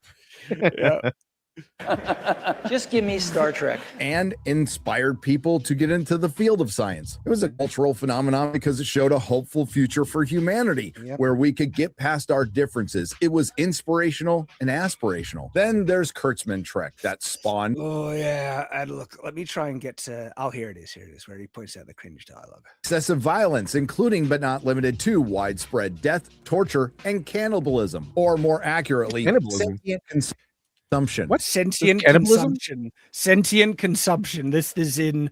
When does that happen? Discovery. Well, it's showing it. It's like in Discovery. This next part. Then, of course, there's all the modern vernacular. Dude creeps me out. You want to be ass deep in Romulans for the rest of your life. And don't think we won't kick your ass, dirtbag. Like that. This is Star Trek. This is the dialogue in modern Star Trek. It's so sad. I watched like all the Star Trek movies where like they kind of were a little looser with the dialogue. I don't think Picard would say ass deep. Yes, exactly. Exactly. Right? I don't believe this dialogue. Did humans really talk like that? Oh, I love it. That's a good and one. It's such a bass clip, Gary, to use. So Isn't this? I think it's from like she's like just experienced like one of his like holograms about him being no. The context, right, is that a human escape pod or something crash landed on some alien thing, right? And Is this the casino episode? Yeah, the casino. Oh, yeah, the casino alien episode. wanted to create a world to keep these humans alive, and the only world it could work off was like this old pulp novel from the early 20th century, right? And I love this. And so it's like this old school casino hologram world that when, Riker and the others walk in, they're like, what the hell is going on? And so to try and understand this world, Picard finds the book, this old book that this world is based on. That is this old, early 20th century novel. And he opens it up and it starts with, it was a dark and stormy night. And Picard just looks like, this isn't a promising start. And the thing is that if you like, as a writer, I laugh my head off because that's the cliche.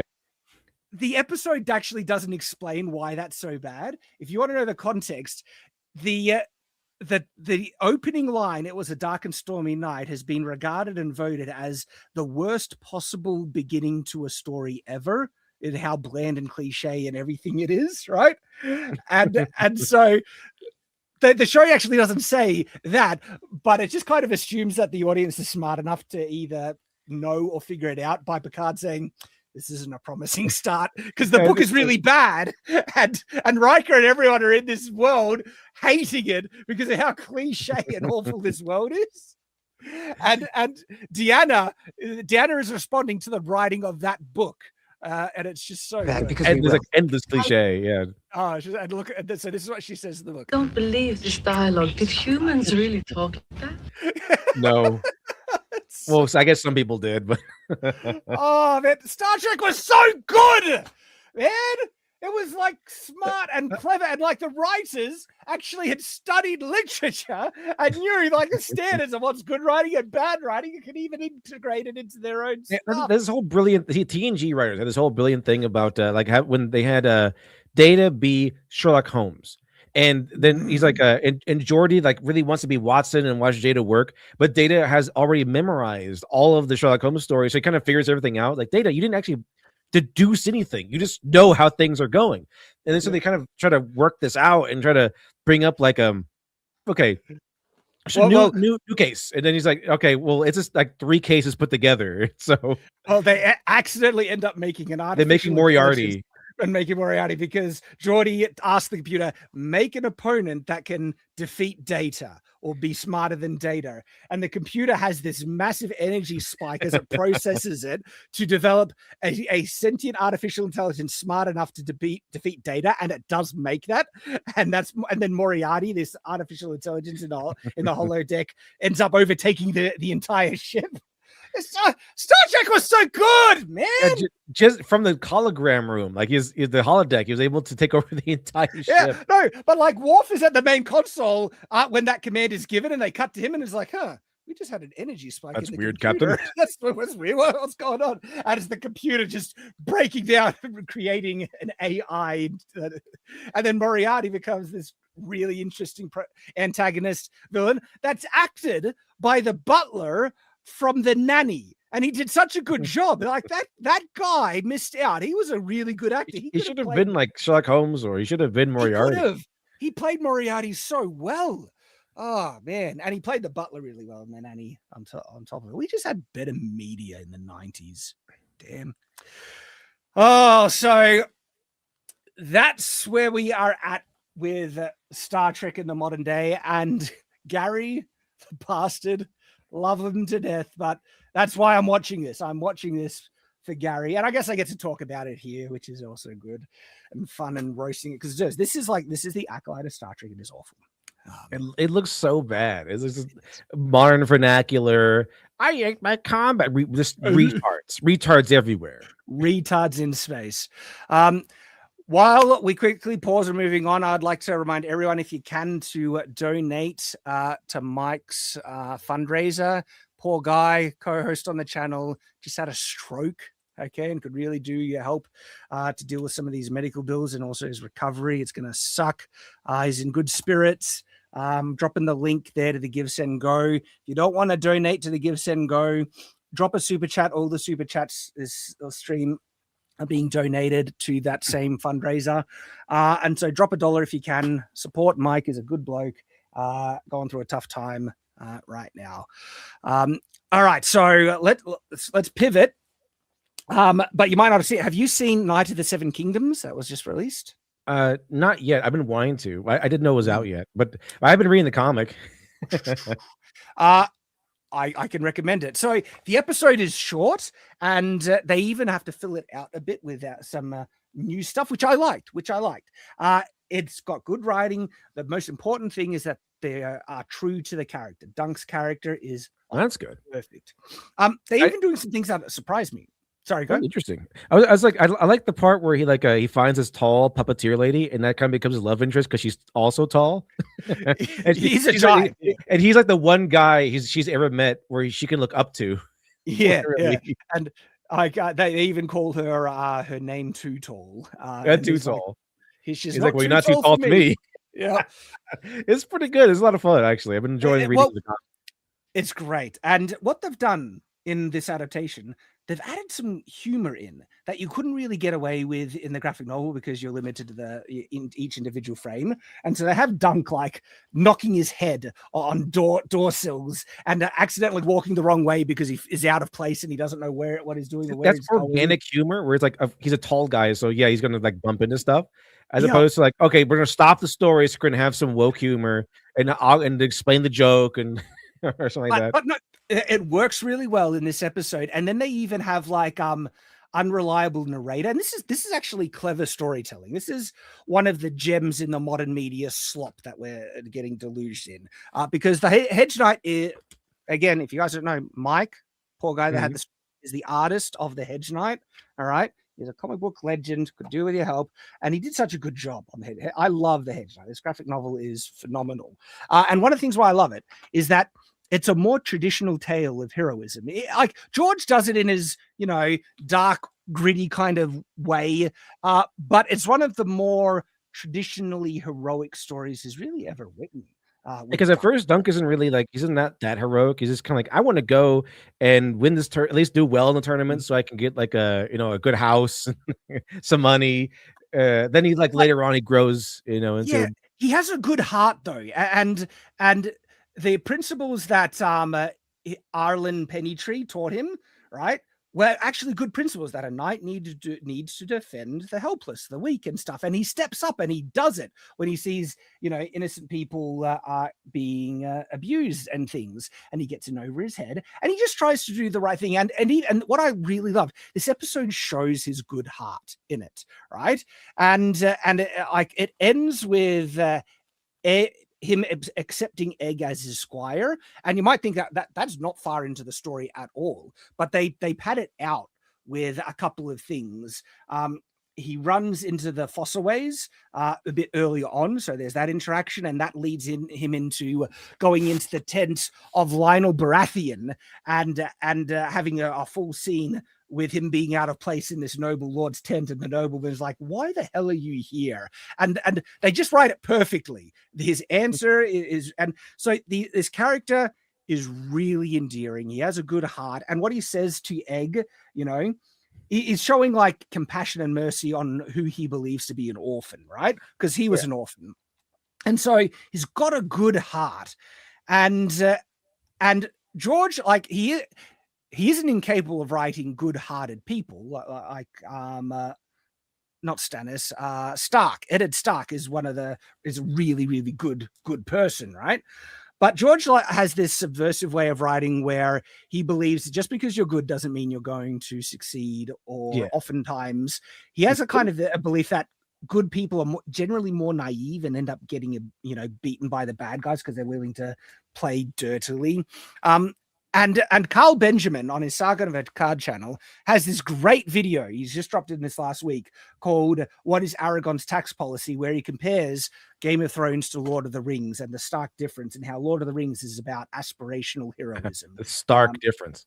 There is and it's a great video, and he points out some real things, like where it feels like George, because he is very much in the vein of Twilight Zone kind of writing with either cautionary tales or twists or subversive things, where he's so desperate to show the world as this gritty, imperfect place where most of the people got their own, agenda, they're selfish and they're only after helping themselves and stuff like that, where oftentimes in his storytelling, good people fail and finish last, where the Hedge Knight is kind of out of the ordinary for that, where Duncan's a good guy, and he has these adventures, and for the most part, he succeeds and he becomes one of the greatest knights in the realm, right? And this is his origin story. And so that's why it is one of my favorite stories.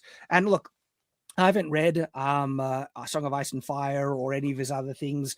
This was my introduction to the Game of Thrones universe, was the Hedge Knight, and didn't even connect it with Game of Thrones because it felt so different. It is such a aspirational, noble, knightly tale of this peasant becoming a knight, where I didn't connect it with Game of Thrones because Game of Thrones is so different in terms of how it portrays heroism and virtue and things.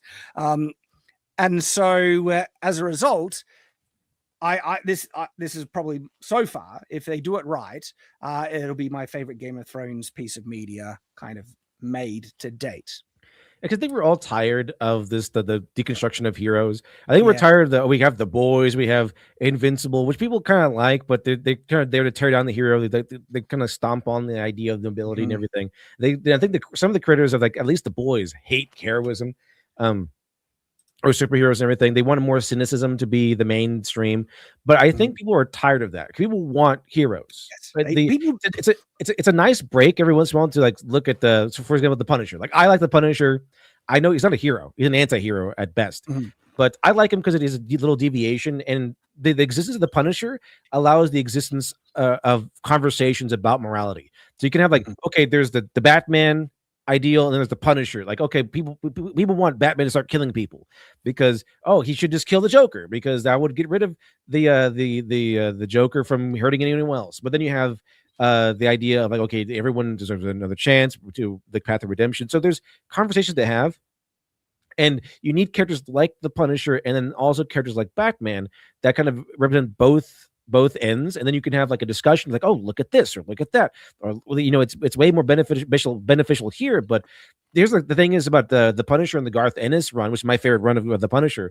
Like, he started going crazy, and the Punisher in that run kind of, like, has an inner monologue saying, like, going over that he can see himself going more and more insane, but he can't stop it. Like, I'm getting worse. Like, he actually says this, so he knows that he's not a hero. He's not doing the correct thing, but it's just something he has to do. It's very interesting stuff. But I think I do like the deviation. But when at the end of the day, we all want to return to the hero, the guy that does the right thing, the guy who's strong enough to do the right thing.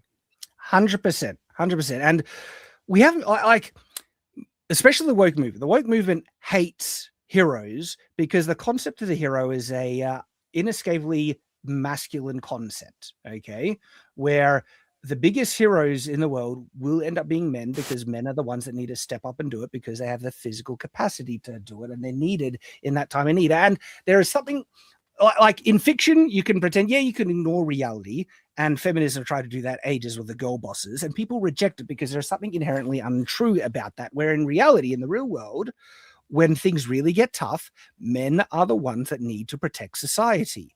And women want men to do that. This is why women also love the damsel in distress trope, because when they're in trouble, they wish a handsome prince would come and save them. Okay. Yeah. And so women want heroism to be masculine because inherently it is in the real world. It by necessity. Okay. And that's why real heroism is masculine. And when it's portrayed masculine, it rings true. And when it's portrayed in a feminine way, it rings hollow.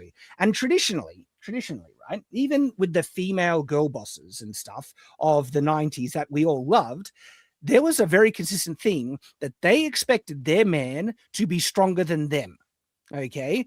And they wanted to be subordinate to even the heroes, like Red Sonja, one of the biggest girl bosses, right?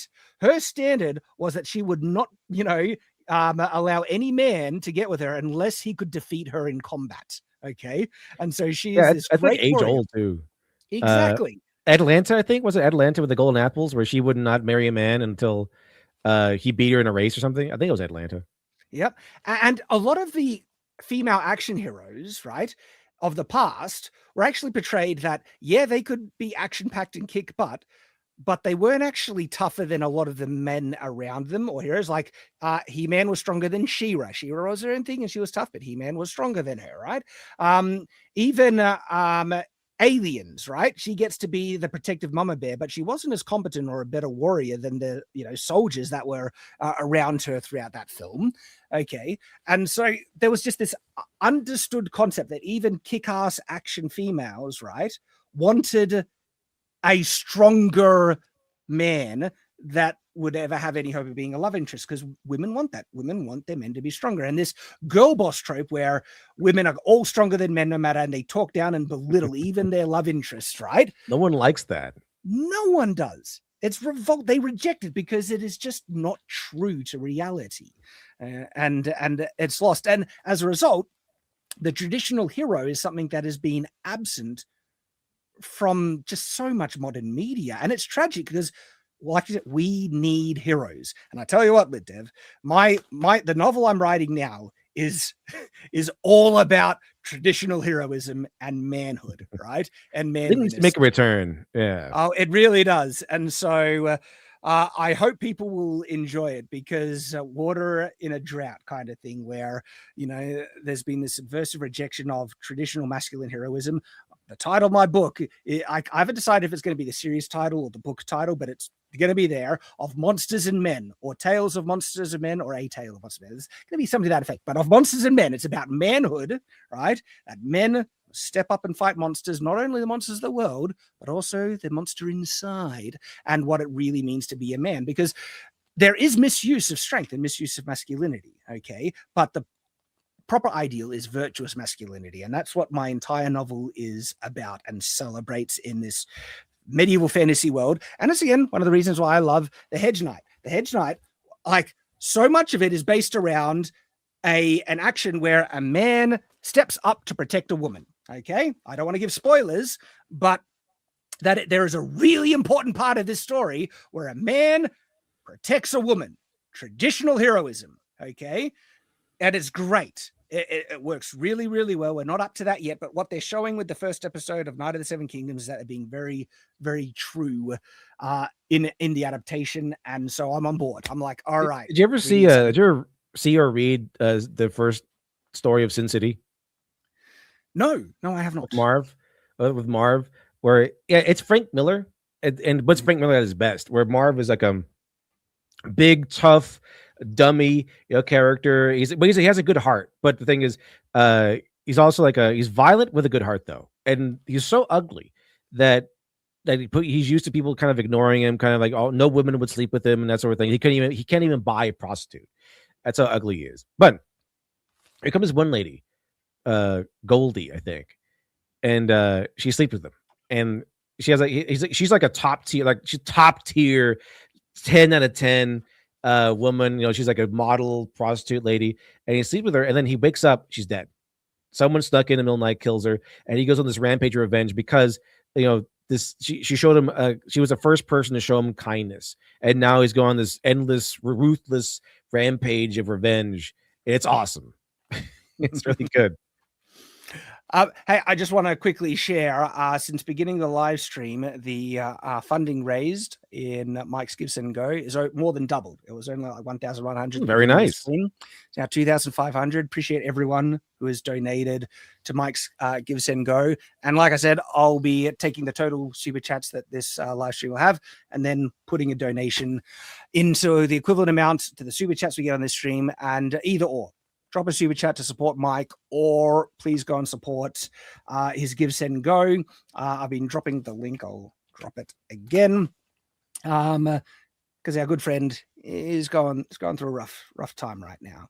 And so going back to Night of the Seven Kingdoms, yeah, overall, I'm very, very happy with it. Nothing huge, like impactful happens, but it gets you invested in the characters.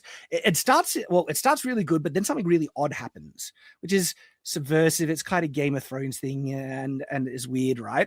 And so, having thought about it though, I kind of, there's a number of ways you can interpret it. Okay, so it starts off just like the graphic novel, where Dunk is burying his knight who has been looking after him since he was a young boy.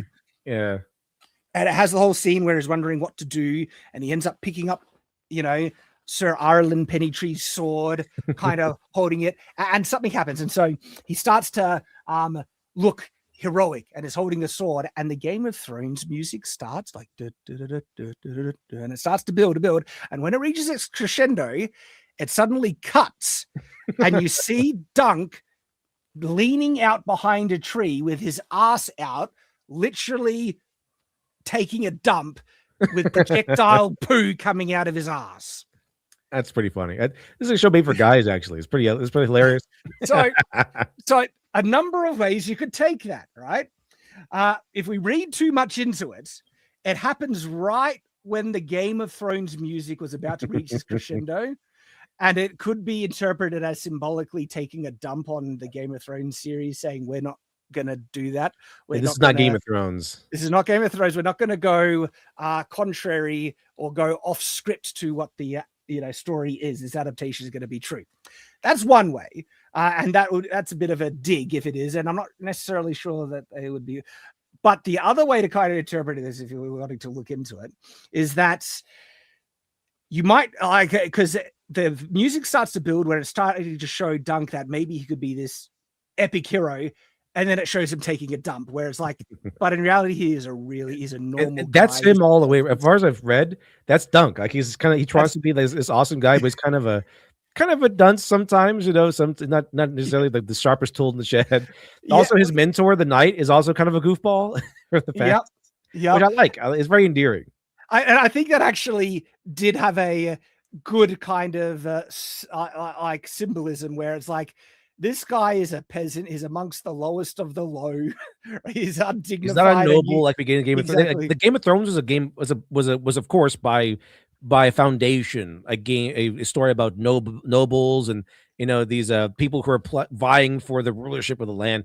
Dunk is just some like orphan from the streets, like yes, from Flea Bottom. Who's barely a knight. Barely a knight. Like he's like, oh yeah, you're a knight. Okay, I'm dead. And then he's like, okay, but I'm a knight though.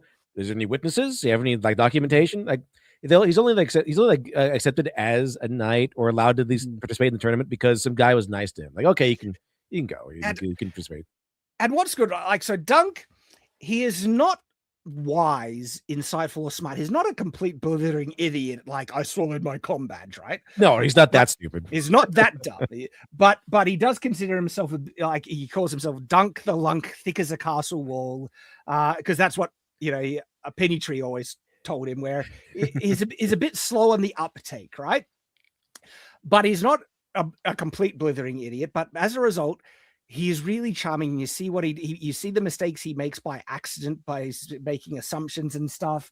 You can clearly see that Egg is actually smarter than him. That is this little kid and stuff. And so the dialogue between him and Egg is perfect, right? It's really good.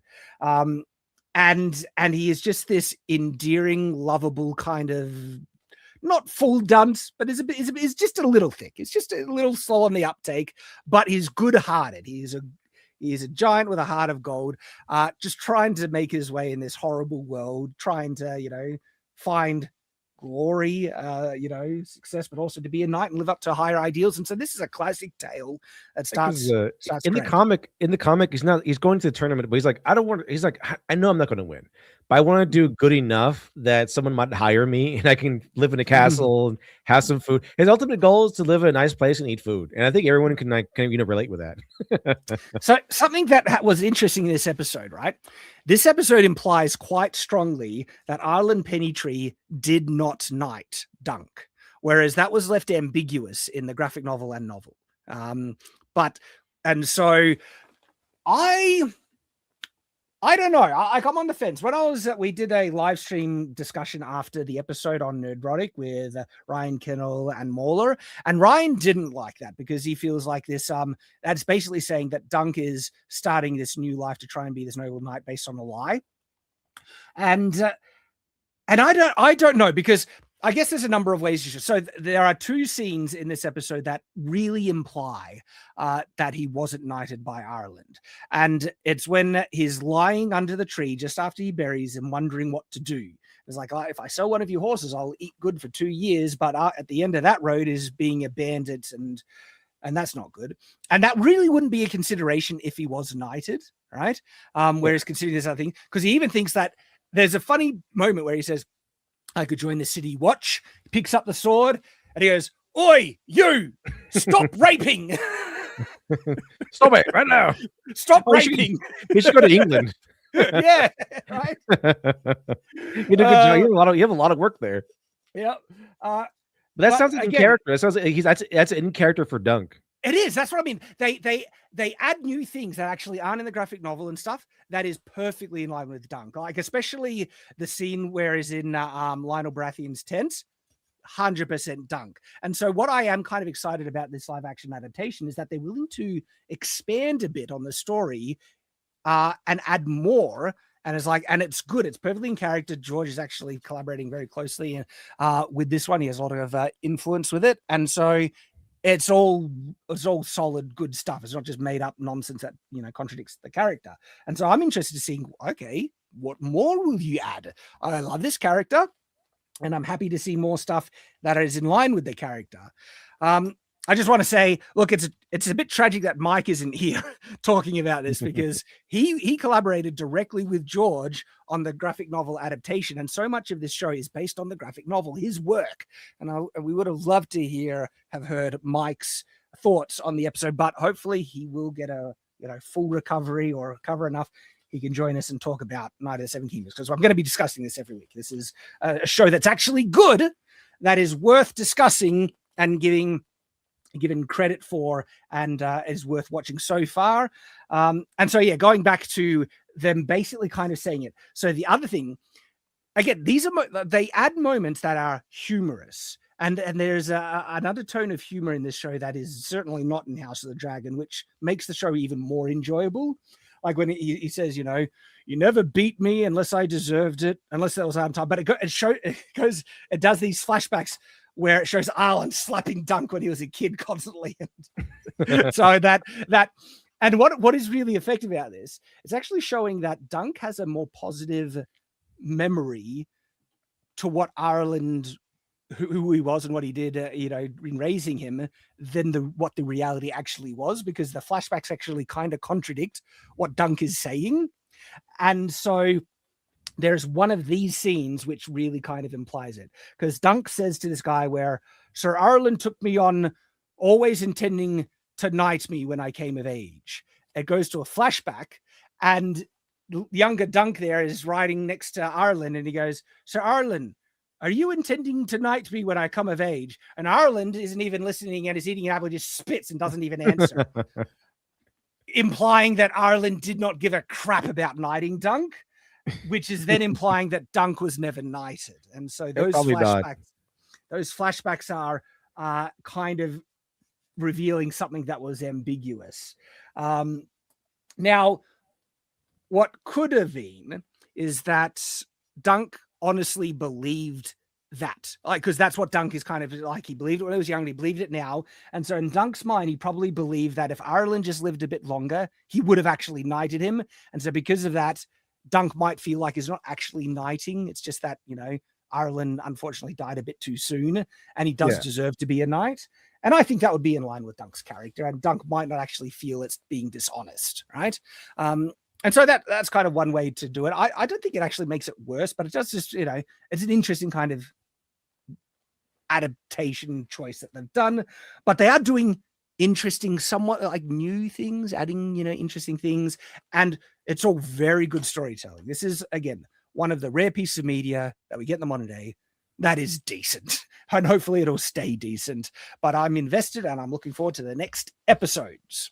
So yeah, check it out after the stream is over. Yeah, it's worth it. It's worth it. It's really enjoyable. They do a good job.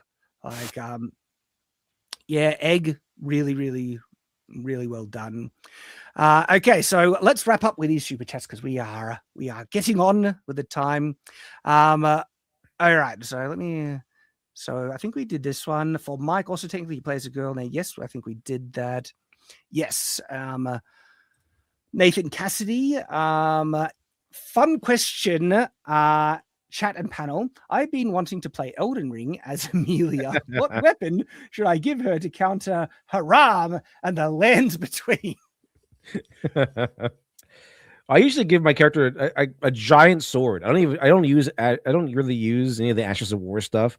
I just have a giant sword and the Mimic tier. Not just a sword, a cruciform sword. Because it's a cross. She's a very Christian girl, Church of England, I would assume, with how patriotic she is, right?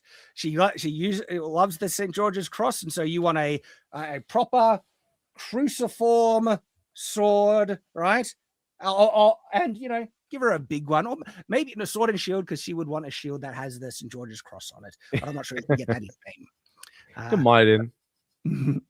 But thank you, Nathan. And Mansfield Time for $2 says, it's never too late to turn a country around. Iran. We will see. We will ban the world. This has been a long year already, man.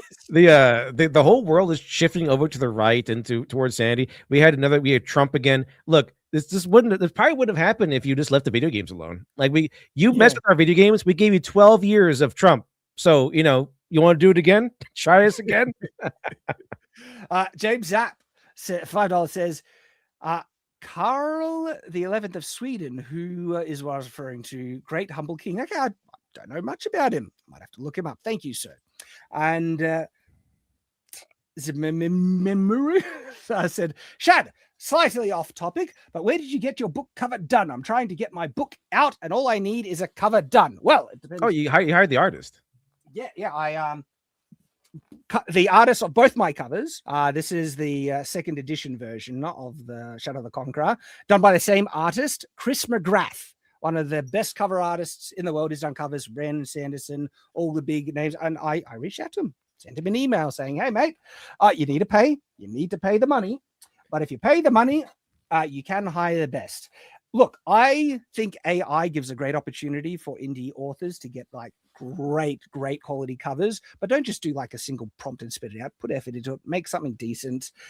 And especially if you make something that people can't tell is AI, win-win. But if you have the money, reach out to a good artist, and because the cover is important. And man, I love this cover. This is and I have like 4 figures ready to go. Yeah. I'm already working on the cover for my next novel, and these are just concepts because I want to hire an artist, of course. And so I haven't decided if I'll go Chris McGrath again, but I think I will go. I really like he does just great stuff. But I think I want to do some variant AI covers that I make myself as options. And so people can choose which cover they like best.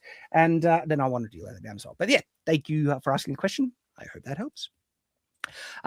Starry Night 17, $5 says, the only way to justify this character is she were an ultra magic level genius in one field that they are willing to put up with her dumbness. Like perhaps because Starry Night is talking about the idiot character that swallowed the comm badge. I don't know. That's a level of stupid that I think could get people hurt. I'm like, you're dumb enough to do that. I don't think you can be very reliable on the ship. Yeah. David Cassidy says, I do find it funny that one of the big calamities in Star Trek Discovery is called the burn. Leftist media at its finest. STD, remember? Star Trek Discovery means STD, and then the burn. Yumuna for 20 says, I'd be curious about the Venn diagram between the people that enjoy this show and the people that fantasize about the strong and mean ICE agents. Yeah, because one of the common pornography fantasies right now is ICE agent. Really? Yeah, that comes in and just ICE agents arrests them. Man, women are weird, dude. In public, like, oh, we hate ICE agents, but in private, they want to bang the ICE agents. Nessa something fish for 5 says, praying for Mike to make a quick and full recovery. Me too, mate. Me too. What are your thoughts on the rapidly growing movement in Alberta seeking independence from Canada? I don't know much about that. Canadian politics. Don't know. Do not know. Faux Q, I think. Thank you for trying to get me to swear. I saw what you're doing there. $5 says, so they cast a black woman as a biracial combo of the two angriest and prone to violent species. Yeah, Jem'Hadar and Klingon, yeah. Species that would stab you over the swollen soul. What are they trying to say? Oh my goodness. Because in DS9, Odo found a little Jem'Hadar baby, and the Jem'Hadar baby was impulsive, low impulse control, violent, like he couldn't control his anger issues. So, interesting.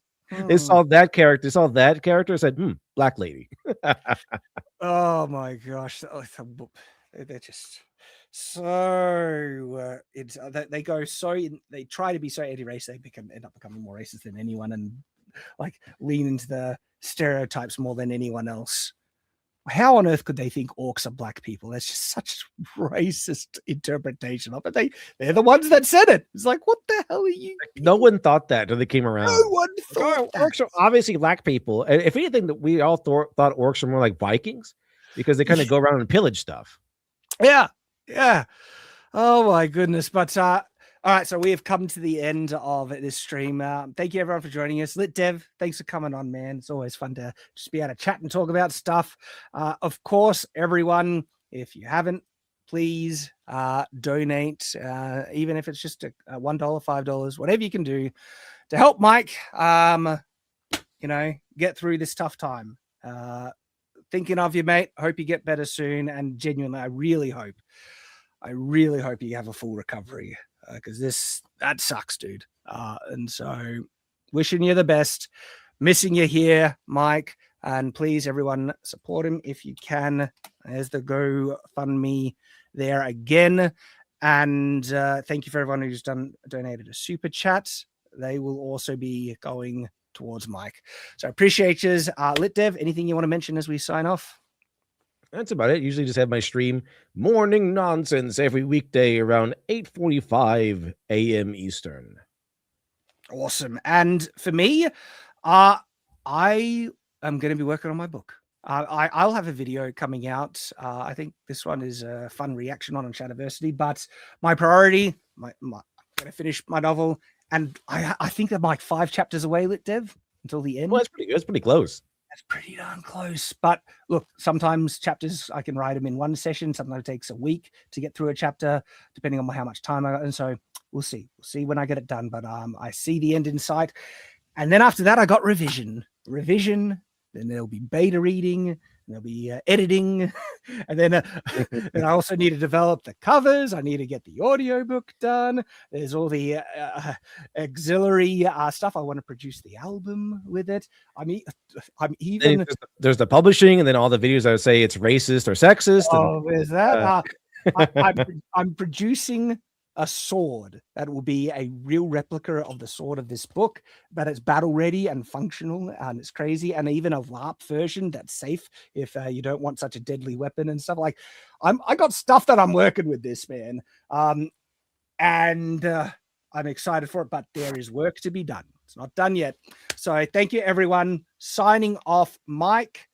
Get well soon. We're thinking of you, and everyone, as always, stay on watch.